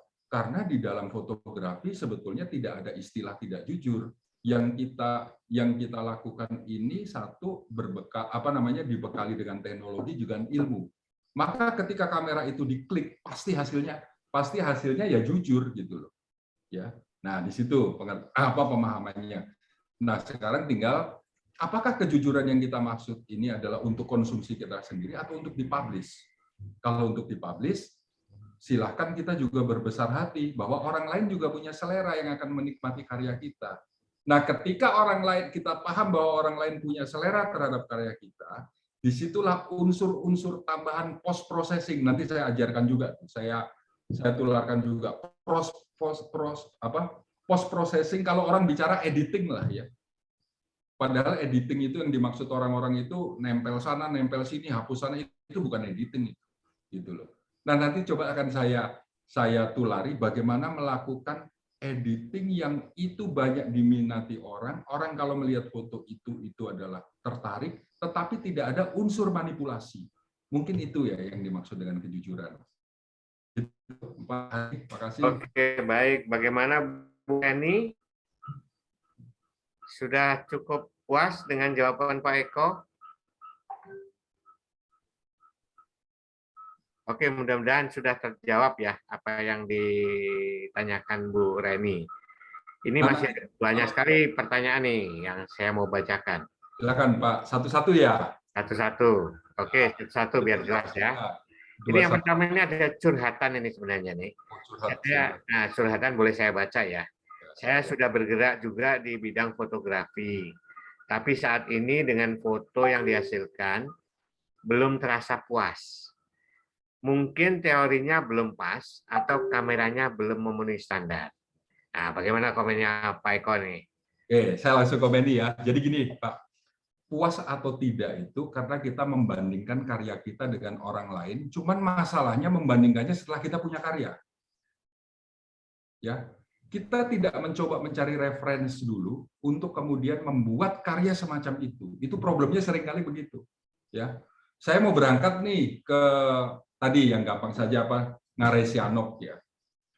Kalau saya tidak punya referensi bahwa ngarai Sihanouk itu titik yang paling bagus untuk pemotretan itu adalah di titik tertentu, ya, maka ketika saya pulang dari Padang menuju kembali ke Jakarta atau ke Bogor, saya akan kecewa. Oh, ternyata ada tempat bagus. Nah, kembali lagi, jadi puas atau tidak itu problemnya adalah pada kita mau mereferensi diri kita nggak, mengupgrade selera kita atau tidak. Sama nih, misalnya Pak, mohon maaf Pak Ari dengan Pak siapa tadi? Ini dengan Pak Muhammad Refil. Pak Revi. Jadi saya ambil contoh gampangnya juga begini. Pak Revi pengen makan nasi goreng nih. Ya. Setiap hari makan nasi goreng, membelinya dari tukang nasi goreng keliling. Pak Revi sudah puas. Wow, puas sekali, ini enak, nasi goreng paling enak, bahkan sudah bisa mengklaim begitu. Suatu saat, suatu ketika Pak Revi diajak oleh kepala dinas, ayo kita makan nasi goreng di restoran terbaik di Sumatera Barat. Apa yang terjadi? Pak Revi pasti akan punya kekecewaan. Oh, ternyata yang saya klaim bagus selama ini belum bagus ya. Tapi masalahnya di mana? Masalahnya Pak Revi sudah mencoba dulu memakan nasi goreng yang diklaim enak tadi, ternyata setelah bertemu dengan Pak Kadis misalnya, baru berhadapan dengan nasi goreng yang enak, ditatanya dengan sangat indah begitu ya. Terus pada saat kita makan, di sebelah kita ada pelayan yang menungguin kita makan kebutuhan kita apa. Itu kan luar biasa ya. Akhirnya kita membandingkan, oh yang dan kemudian cilakanya begini, ngambil kesimpulannya jadi salah. Oh ternyata selama ini yang saya makan itu nggak enak ya, padahal nggak begitu, gitu loh. Sama Pak Revi biasa motret nih, tak. Begitu lihat foto orang, loh foto orang kok begitu, ya. Apakah foto Pak Revi menjadi jelek? Ya enggak. Problemnya hanya selera saya belum di-upgrade. Itu saja Pak. Mungkin itu menjelaskan mudah-mudahan ya Pak Revi. Oke, mudah-mudahan terjawab ya curhatan dari Pak Revi. Ini ada lagi, saya lanjutkan. Ada dari Pak Iksan, apakah apa beda jenis HP, garis miring spesifik HP, trik pengambilan gambarnya juga berbeda? Apakah satu HP dengan HP lain dengan spesifikasi yang berbeda, trik pengambilan gambarnya apakah berbeda Pak Eko? Ya, tentu tidak akan berbeda, pasti sama. Apakah kamera merek A, B, C, D, trik pengambilan gambarnya berbeda? Oh ya nggak berbeda, pasti sama. Karena mau HP, mau kamera, kuncinya cuma satu yang saya sampaikan di awal tadi. Triangle exposure. Selama kita menguasai yang namanya ISO, diafragma, sama kecepatan, maka hasilnya akan sama. Nah, yang jadi masalah, masing-masing kamera, kalau handphone nih, punya kualitas yang berbeda-beda. Ya, saya ambil contoh, ini sekedar cerita saja ya. Oh, saya juga menggunakan Realme juga. Nah, cuman sekarang saya menggunakan Huawei. Huawei ini mengklaim lensa terbaik dari seluruh handphone. Karena dia berafiliasi dengan produk lensa yang namanya Leica, produk Jerman ya. Leica itu adalah produk terbaik. Selama ini orang mengakui semacam itu. Makanya kenapa saya menggunakan kemudian saya beralih ke Huawei, ya saya kejar lensanya. Pertanyaannya, apakah Samsung tidak bisa menyaingi Huawei? Oh bisa. Dia tidak perlu mengupgrade lensanya, tapi dia upgrade itu sistem yang ada di dalam, di bagian tubuh tadi loh. Saya bilang kan ada bagian tubuh, ada bagian lensa. Tubuhnya dia upgrade habis-habisan. Pertanyaan lagi, iPhone. Ya. Banyak orang yang kesal menggunakan iPhone, padahal iPhone itu teknologinya luar biasa. Ya, ketika saya ngajar mencoba melakukan share fotografi dengan kawan-kawan ya. Ternyata orang-orang yang menggunakan iPhone menyesal, kenapa saya pakai iPhone, menunya cuma sekian. Oh ya, masalahnya kamu salah menggunakan menu itu saja. Padahal kameranya, handphonenya pun mahal gitu. Ya. Nah, jadi kembali lagi pertanyaannya, apakah masing-masing handphone triknya berbeda? Tidak berbeda. Yang membedakan adalah kualitas dari masing-masing tadi. Ada yang mampu pada low LED sekian, low LED itu pencahayaan rendah sekian dia masih mampu merekam ya. Pada handphone ini sudah berantakan. Paling itu yang membedakan. Itu Pak Sam. Oke, mudah-mudahan terjawab Pak Iksan. Berikutnya dari Pak Sandrio Ivanus. Untuk menghasilkan foto yang bagus, minimal spek kamera di HP-nya apa Pak Eko? Saya nggak tahu apa itu. Ya, mohon maaf. Pertama, saya tidak mengikuti itu perkembangannya gila-gilaan itu handphone. Kalau kawan-kawan mengikuti iklannya tentu tidak di TV ya, tapi di channel-channel media sosial ya kayak YouTube, terus kemudian apa, itu berseliweran itu handphone. Bahkan Vivo yang selama ini kita pandang sebelah mata, dia berani mengklaim bisa melakukan pemotretan lolet dengan akurat, bahkan lolet dengan pergerakan.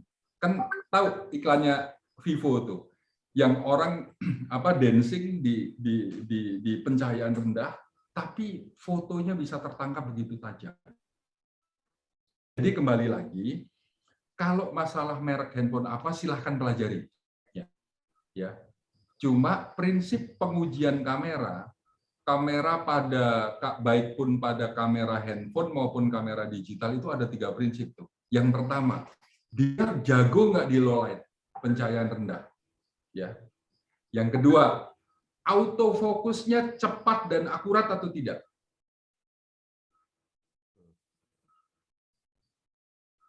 Oke ya, jadi itu. Biasanya semakin bagus program autonya, ya biasanya dia baik lensa maupun kamera maupun HP biasanya memiliki harga yang cukup enak juga lah itu. Ya. Bahkan saya selalu mengikuti, kebetulan saya juga pakai Fujifilm juga ya. Fujifilm itu pada lensa tertentu kecepatan auto sepersekitik. Kita baru klik dia sudah fokus mengikat dan tajam, detail, ya. Tetapi saya juga menggunakan Nikon P900 itu lensa Nikon Pocket, tetapi kekuatan lensanya luar biasa. Itu autofokusnya itu kayak kita naik dokar lah tuh, itu sakit hati kita mau tadi, ya. Tapi begitu diuji bagaimana kekuatan lensanya terhadap rekaman jarak yang ekstra jauh, jago, gitu. Jadi masing-masing punya kelebihan kekurangan lah. Begitu Pak. Oke, mudah-mudahan terjawab Pak Sandrio. Berikutnya dari Rizky Pasaman Raya. Rizky ini Ibu apa Bapak ya? Bapak ya kayaknya ya. Om Eko, di HP itu ada beberapa pilihan dalam pengambilan gambar seperti Pro, Foto, Potret. Yang dimaksud Pro di sini apakah kita harus memiliki ilmu fotografi seperti DSLR? Ya. Saya naik lagi ke atas ya. Ya. Supaya. Nah, ini. Nanti saya akan coba sampaikan trik.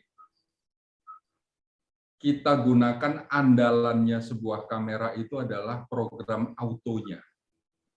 Ya, sehingga kawan-kawan nanti tidak perlu bagaimana caranya memotret dengan senang gitu loh. Orang bisa motret tidak senang itu karena puyeng gitu ya. Pakai menu yang mana nih? Saya harus ngapain gitu loh. Teorinya lu gimana? Itu puyeng. Jadi belum motret aja udah malas gitu. Nah, padahal di setiap kamera itu ada yang namanya program auto itu program yang sangat cerdas yang diciptakan oleh mereka. Nah, tidak semua objek foto yang kita akan foto cukup mampu dikuasai oleh kamera dengan program auto. Ya, jadi program auto itu settingnya sudah dilakukan oleh prosesor yang ada di dalam bodi kamera. Nah, jadi di situ ada program potret. Nah, nanti saya juga akan urai satu-satu itu pada saat pelatihan. Potret pada saat kita memotret wajah, ya. Wajah kalau kita potret dengan program foto, kan di situ ada foto tuh, menu foto ya. Foto kita klik potret wajah. Pada pencahayaan flat, wajah itu akan terlihat flat, ya. Datar-datar sajalah gitu.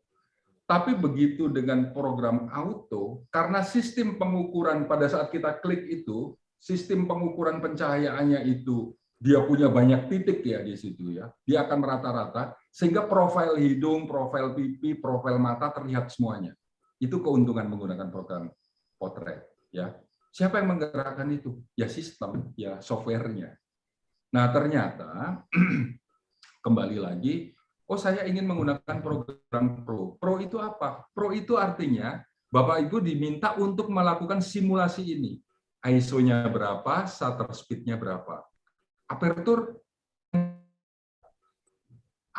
itu adalah diafragma, itu tidak mungkin bisa dirubah-rubah di handphone. Karena apa? Karena dia kayak lubang yang dikasih kaca lensa. Gitu loh. Jadi kita tidak akan bisa mensimulasikan ini kecuali dulu ada handphone mereknya Asus, ya. Asus itu punya simulasi yang namanya f/1/4, f/2, f/28, f/4. Ini bisa disimulasi di Asus apa itu saya lupa tuh ya. Tetapi di handphone lain nyaris tidak ada ini yang namanya simulasi F. Yang ada hanya ISO, shutter speed, kompensasi plus minus. Nah plus minus itu untuk apa? Saya akan kupas itu. Begitu ya Pak, kira-kira ya. Jadi Oke, kembali Pak Eko. lagi bagaimana caranya Pak Fikri ya tadi ya. Tadi Pak Rizky. Oh sorry, mohon maaf. Pak Rizky, bagaimana sekarang memotret dengan senang dulu Pak. Ya.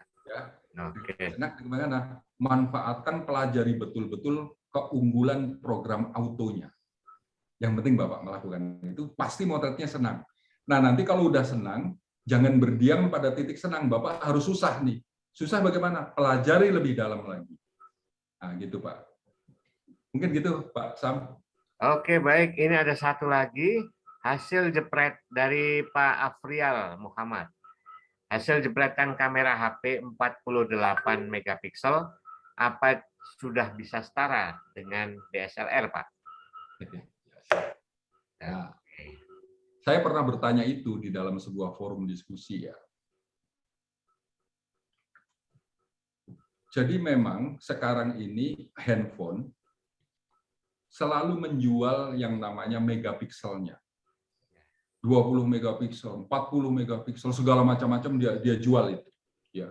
Dengan harapan seolah-olah dengan semakin tinggi megapiksel maka hasilnya bagus setara dengan DSLR. Enggak. Karena apa? Karena fungsi kamera tadi ditentukan oleh banyak hal. Salah satunya adalah lensa gitu. Ya. Kalau megapiksel itu kan sistem processing, berarti prosesor yang bekerja di situ menghasilkan image dengan kekuatan yang begitu bagus gitu ya. Nah, jadi gitu. Jadi itu tidak jaminan, Pak. Sekali lagi, nanti saya akan buktikan bagaimana kita memotret low light dengan kemampuan kamera yang konon katanya sampai 40 megapiksel. Betulkah dia bisa menghasilkan saya ambil contoh ruang yang ini ya. Ruang hitam ini begitu mulus tanpa bercak. Belum tentu.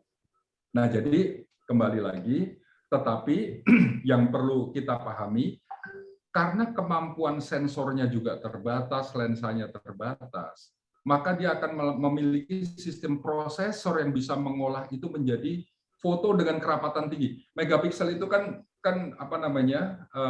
menyangkut sistem kerapatan ya. Nanti filenya berukuran sekian dpi dot per inchinya, gitu loh. Ya. Jadi mungkin itu bisa, tetapi itu tidak menjamin apapun, gitu loh. Nah sekarang kita lihat. Jualannya iPhone, Pak. Jualannya iPhone itu tidak sampai pada puluhan megapiksel. Dia bermain pada 20 megapiksel.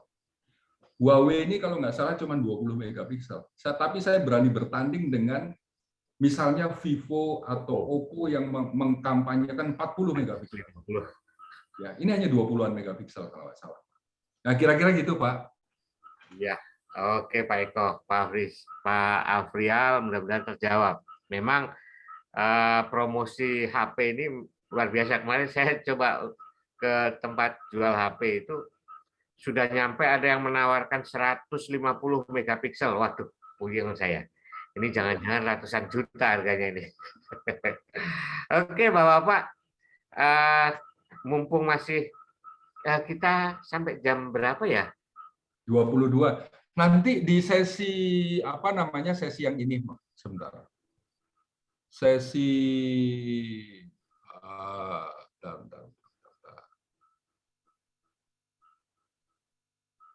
ya di sesi pemanfaatan hutan ini akan syarat dengan nuansa foto-foto yang memiliki daya tarik komersial ya. Nanti saya akan dibantu oleh Mas Imam nih. Mas Imam coba akan mengulas konsumen itu terhadap foto-foto komersial, reaksinya seperti apa. Ya, masih ada ya? Mas Imam, Mas Imam. Halo Pak Imam. Ya dah, ya. Imam Ya, hadir. ya, ya. Ah, Jadi nanti di sesi pemotretan produk, pemotretan apa namanya, pemanfaatan hutan ini karena syarat ekonomi, kita akan coba minta masukan dari Mas Imam bagaimana mempromosikan dan yang promosi kita itu disukai oleh konsumen. Ya, karena Mas Imam punya sedikit keahlian, banyak keahlian maksud saya dalam hal promosi dan marketing produk. Ya. Nah nanti akan coba diperdalam tuh, sehingga nanti kawan-kawan pada sesi yang food product, terus food fotografi, produk fotografi, ya akan kita isi juga dengan bagaimana triknya. Selain menghasilkan foto, tapi juga image orang menjadi bagus terhadap produk itu. Gitu, Pak Mas Hari, Pak Imam ya. oke. Nampaknya ini kalau dari pesertanya 102, 100-an orang ini baru berapa persen? 1% ini yang nanya ini. Oke, enggak apa-apa. Tapi saya perlu ingatkan juga, saya yakin di wilayah Sumatera Barat ini sangat luar biasa ketika kita berbicara tentang hutan. Tadi sudah diuraikan Pak Eko maupun Pak Kadis, Pak Yos, bahwa pada prinsipnya yang akan kita garap ini adalah ada 3 hal. Yang pertama adalah kelestarian hutan, menyangkut bagaimana kepastian kawasan hutan, kemudian kepastian kelestarian ekologisnya, kemudian juga terkait lagi dengan pemanfaatan hutan, di mana di sekitar kita, saya yakin di KPH-KPH di Sumatera Barat ini sudah apa namanya membuat dan merealisasikan program-programnya terkait dengan pemanfaatan hutan. Misalnya terkait dengan hasil hutan non kayu atau HHBK, ya istilah yang sekarang sedang ini trennya HHBK atau hasil hutan non kayu. Itu beragam sekali. Saya yakin Sumatera Barat lebih beragam daripada KPH tempat lain yang pernah saya dan Pak Eko kunjungi. Saya di mana Pak waktu itu di Sumatera Selatan, Pak Eko Sumatera Selatan sampai ke mana KPH Donggala ya, Donggala. Saya yakin Sumatera Barat lebih banyak beragam sekali yang bisa kita eksplor di sana terkait dengan pemanfaatan hutan. Bukan hanya hasil hutan non kayu berupa hasil hutan non kayu ini kan beragam sekali yang bisa dihasilkan di hutan ya, terutama di program perhutanan sosial, mulai dengan madu, mungkin ada rotan, mungkin ada apa tadi aren ya, gula aren, produk gula aren dan lain sebagainya, bahkan juga jasa lingkungan. Sumatera Barat ini saya memang belum pernah ke sana, tapi saya browsing di beberapa di Google maupun di YouTube. Sumatera Barat ini tempat yang indah. Jadi mulai dari pantai sampai ke gunungnya itu luar biasa indahnya. KPH yang tersebar di Sumatera Barat ini tentunya berada di daerah-daerah yang mungkin lebih mulai dari kawasan hutan mangrove sampai mungkin ke hutan lindung ya. Ini saya yakin sangat beragam potensi jasa lingkungannya di sana. Mulai dari Barat akan memprogramkan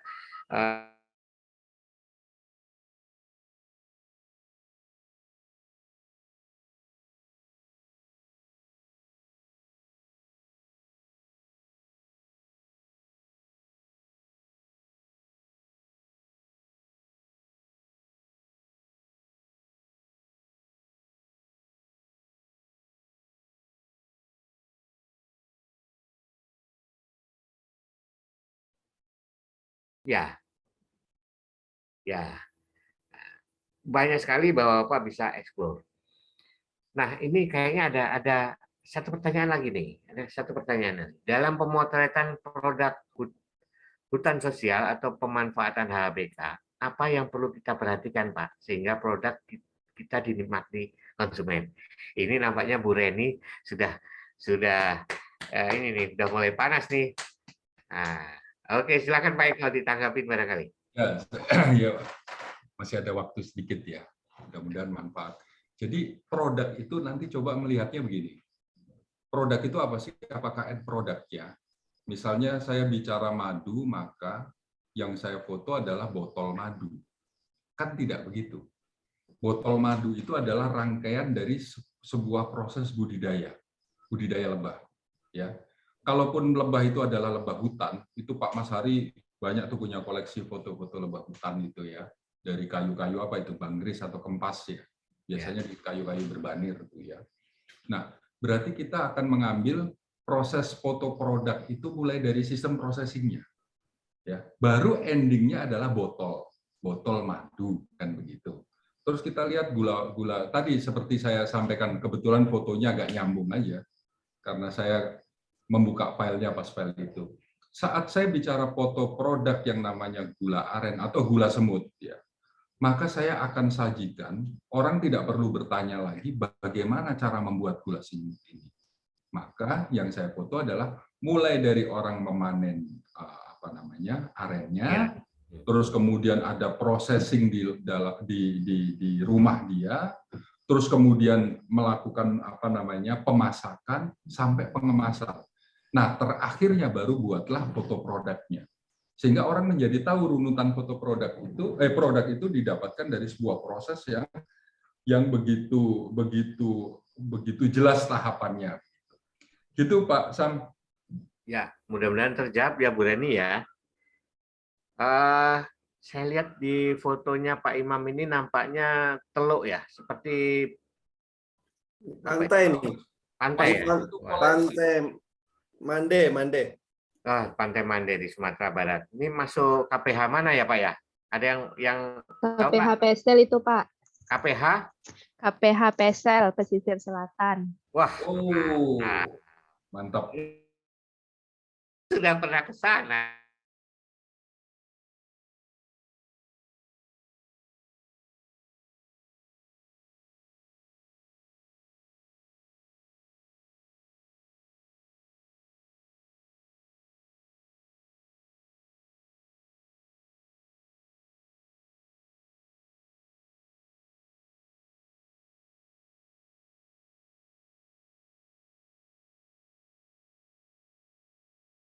Mengajukan tantangan kayaknya. Tantangan dalam 1 minggu ini, tadi disampaikan Pak Eko, mudah-mudahan benar ya, silakan Pak Eko nanti di sini. Saya menangkap tadi, peserta fotografi Sumatera Barat, kita ingin mungkin nanti dibentuk semacam grup ya, grup WA ya, WA grup ya, khusus untuk fotografi.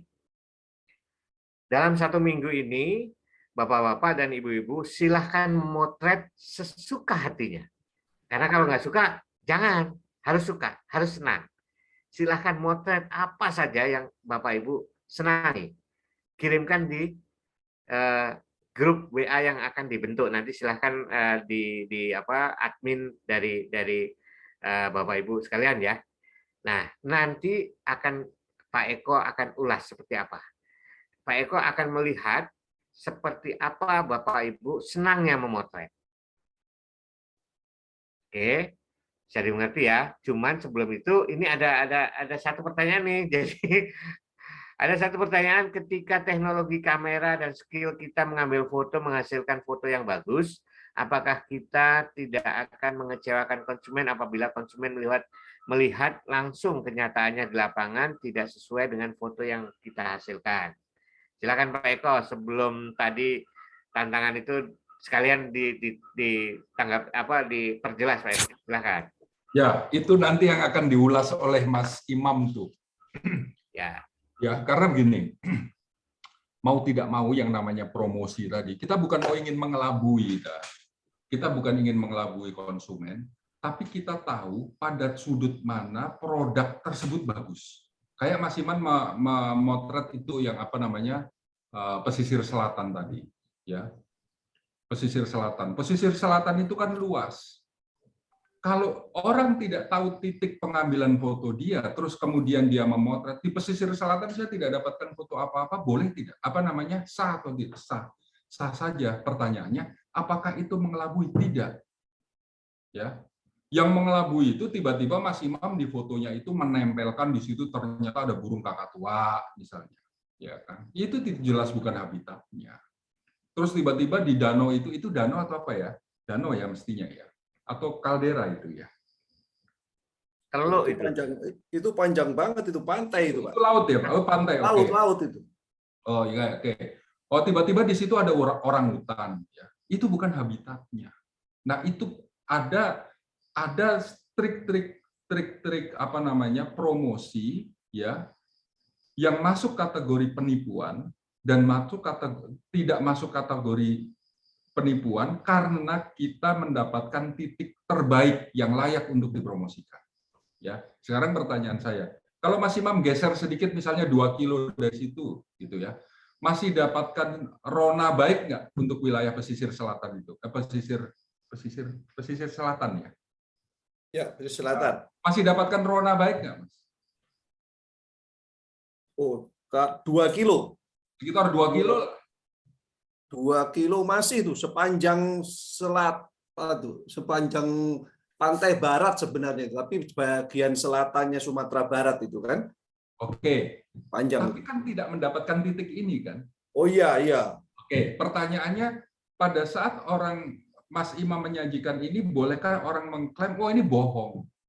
Ya, karena bohong atau tidak itu kadang-kadang terdefinisi akibat kelemahan orang lain, gitu.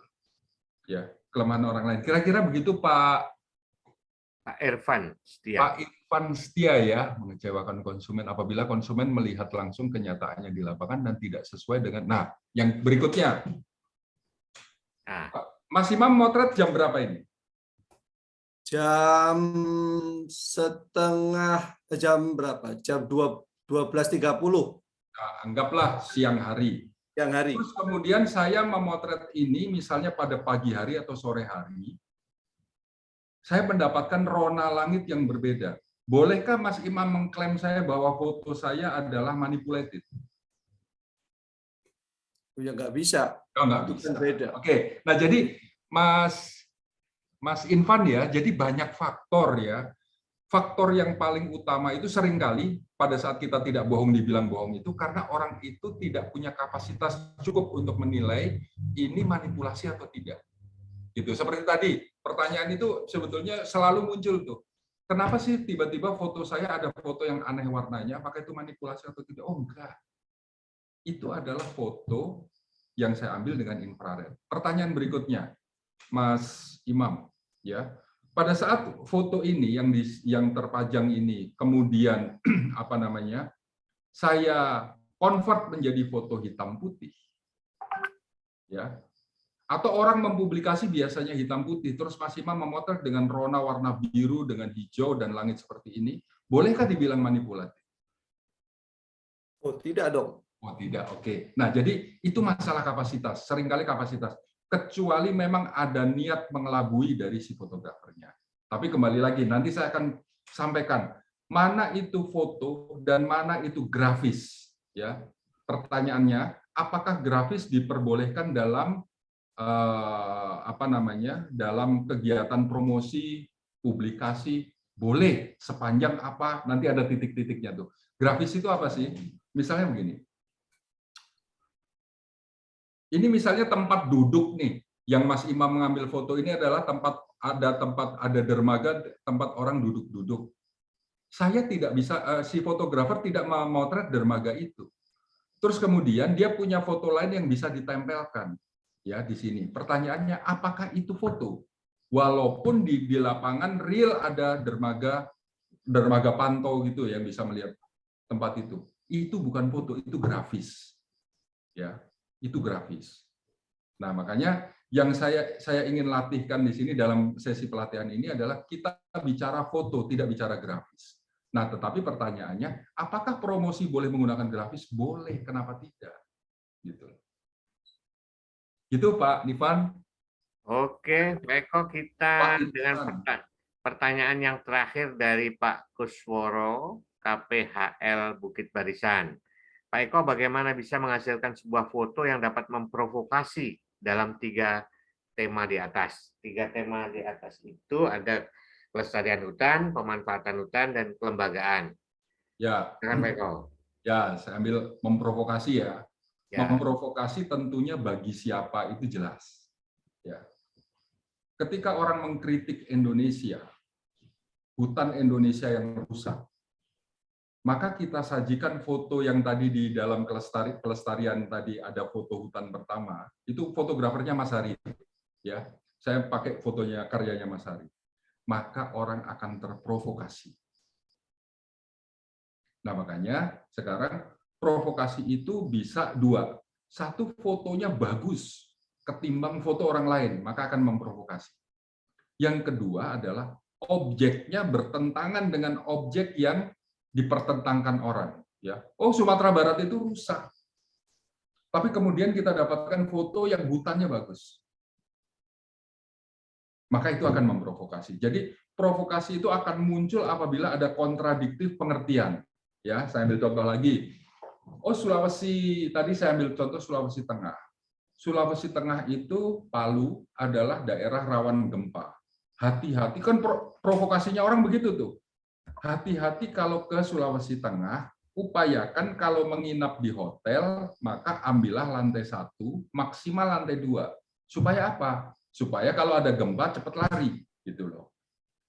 Itu kan sudah memprovokasi, sehingga provokasi endingnya itu, lu nggak usah deh datang ke Sulawesi. Padahal begitu kita kulik di dalam Sulawesi tadi, Sulawesi Tengah yang konon katanya rawan gempa, ada titik-titik potensial. Nah, titik potensial itu fotolah dengan baik. Maka dia akan memprovokasi. Gitu. Ya. Jadi sifat provokasi tadi ya seperti yang saya sampaikan tadi. Orang tidak biasa melihat kita saksikan fotonya, ya. Atau orang biasa melihat tetapi melihat yang buruk, kita sajikan yang baik. Itu akan memprovokasi. Kira-kira gitu Mbak Evi ya. Pak Kusworo. Mas Kusworo, ya, Pak Kusworo. Kira-kira gitu, Pak. Ya, itu adalah pertanyaan terakhir. Ya. Saya ambil contoh lagi, satu lagi ini nanti pada saat memotret di sesi kelembagaan ya, Pak ya. Ya. Ada satu ciri khas ya di Sumatera Barat, di mana aspek musyawarah antar adat, tokoh dan lain sebagainya itu konon. Saya karena saya belum pernah, makanya saya gunakan istilah konon. Konon bagus sekali. Ya. Di wilayah lain, yang namanya penguasaan lahan itu adalah bagaimana kekuatan uang bermain di situ. Mohon maaf, saya kebetulan saya punya tambang di Kalimantan Timur. Saya berusaha mendapatkan iup tambang, dan budaya di sana tidak seperti yang konon diceritakan di Sumatera Barat. Ketika saya punya uang dan saya bisa berbicara dengan tokoh-tokohnya saja, maka iup saya pasti akan di-approve oleh, paling tidak diberikan rekomendasi oleh daerah.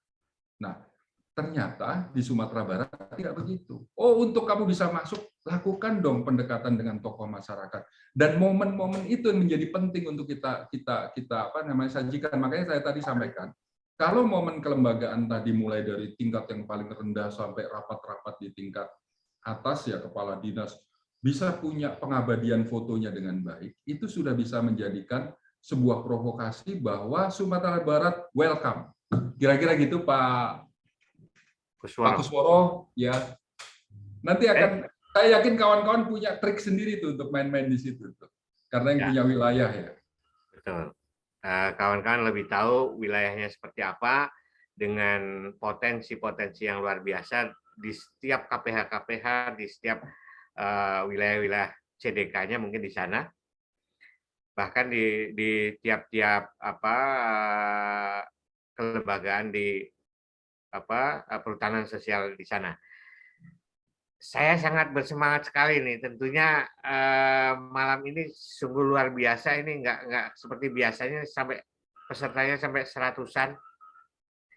Kita paling maksimal 50 pesertanya, Bu. Kebetulan Pak Eko ini sedang membina ada di 4 kelompok fotografi yang sekarang dibina. Ini berarti yang kelompok kelima ya? 4 apa 5 nih? Keempat, yang satu udah lulus. Yang satu udah lulus. Tapi yang empat-empatnya itu enak, nggak ada begini. Pokoknya apa namanya, ngobrol foto bisa sambil ngopi, sambil ngerokok. Ini saya takut nih sama Bu Evi, Pak Pras, Pak Kadis nih mau ngerokok. Malu kita mau ngerokok. Malu.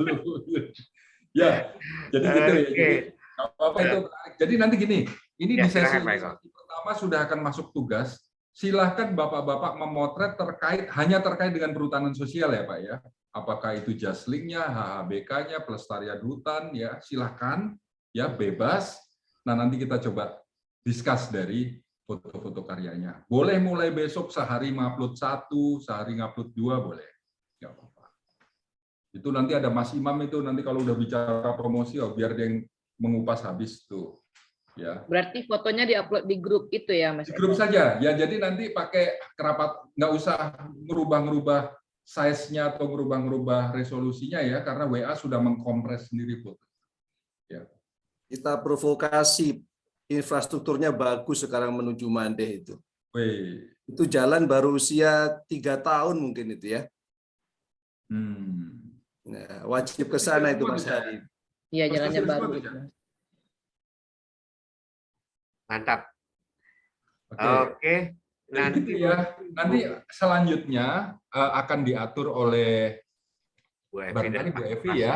Nanti Bu Evi yang mengatur bagaimana grup WA, pesertanya seperti apa. Pokoknya jangan takut mengupload foto, walaupun wajar lah mengupload foto, ini foto saya jelek, itu wajar itu. Ya, yang penting udah upload saja, nanti kita pasti yang diupload itu adalah foto andalannya masing-masing. Ternyata andalannya dinilai tanda kutip jelek, biarin aja, nggak masalah. Toh kita akan jadi pinter gitu loh kalau dikritik banyak orang gitu ya. Gitu Bu Evi, Pak Ya, Mas. Sam. Sebenarnya grup WA-nya udah ada, Mas. Nanti kita tinggal nambahin Mas dan tim aja ke sana. Siap. Oh, ternyata sudah ada. Ya. Oke, mantap. Baik, saya kembalikan ya. Kayaknya sudah cukup ya Pak Eko ya, Pak Imam juga ya. Saya kembalikan lagi ke Bu Evi atau ke Pak Validil. Pak Pras. Ya. Nah, silakan Pak Pras. Ya, makasih Pak Eko, Mas Hari, Mas Imam, dan teman-teman sekalian. Ini gara-gara malam ini yang selama ini saya nggak peduli, 3 HP sama Canon anak saya sudah keluar. Oh, mantap Pak. Bongkar lagi, Di Pak. samping saya. Ya, mudah-mudahan walaupun masih dasar-dasarnya, apa nyambung apa tidak, tapi kita coba juga ini 1 minggu ini, mudah-mudahan besok, minggu depan bisa kita tahu bahwa yang disampaikan oleh Pak Eko dan tim itu bisa kita praktekkan ya, dan nanti hasilnya kita lihatlah. Tentu saja 5 minggu ataupun 5 kali sesi itu tentu saja masih kita lihatlah nanti bagaimana kurang apanya. Kalau memang kurang, nanti kita akali lagi, minta timnya kemari ke Padang. Jadi Bapak, ini yang jelas ini saya 3 HP sama anak saya, anak bujang sama anak gadis saya di sini, sama Canonnya keluar ini, mana yang cerita tadi. Jadi Bapak Ibu peserta pelatihan, teman-teman penyuluh, teman-teman polisi kehutanan, dan teman-teman di KPH, untuk minggu depan seyogyanya kita mulai masuk itu jam 7:30 sudah kita buka, lalu kita entai jam 8 habis sholat Isya, kita lakukan itu nanti jam 10 kita selesai. Jadi itu mungkin kebetulan bersama kita hadir Pak Kepala Dinas. Aduh, hilang lagi. Pak Kadis, silakan Pak Kadis untuk memberikan kata terakhir untuk sesi malam ini. Kepada Pak Kadis kami persilakan. Ini bukan kalimat terakhir ya, Pak Pras. Untuk malam ini Pak. Ya, jadi menarik sekali sebetulnya yang sampai Mas Eko. Saya teman-teman semuanya rasa-rasanya hari tadi kan tanda tangan SPT banyak sekali. Silakan hunting foto di lapangan. Kemudian kawan-kawan penyuluh juga ada yang ke lapangan juga silakan hunting foto, dan silakan yang yang menyenangkan hati tadi, yang suka. Saya kira itu aja Pak Pras. Kita tunggu nih hasil fotonya nih, apalagi minggu ini adalah minggu depan Hari Bakti Rimbawan ya. Mudah-mudahan Rimbawan Sumatera Barat berkarya dalam bentuk fotografi. Oke Pak Pras, terima kasih Mas Eko, Kang Samhari, Kang Imam, teman semua. Terima kasih. Selamat malam semuanya teman-teman. Assalamualaikum warahmatullahi wabarakatuh. Selamat istirahat. Sampai ketemu di sesi berikutnya minggu depan. Baik. Assalamualaikum warahmatullahi wabarakatuh. Waalaikumsalam warahmatullahi wabarakatuh. Pagi ya, Darwi. Iya.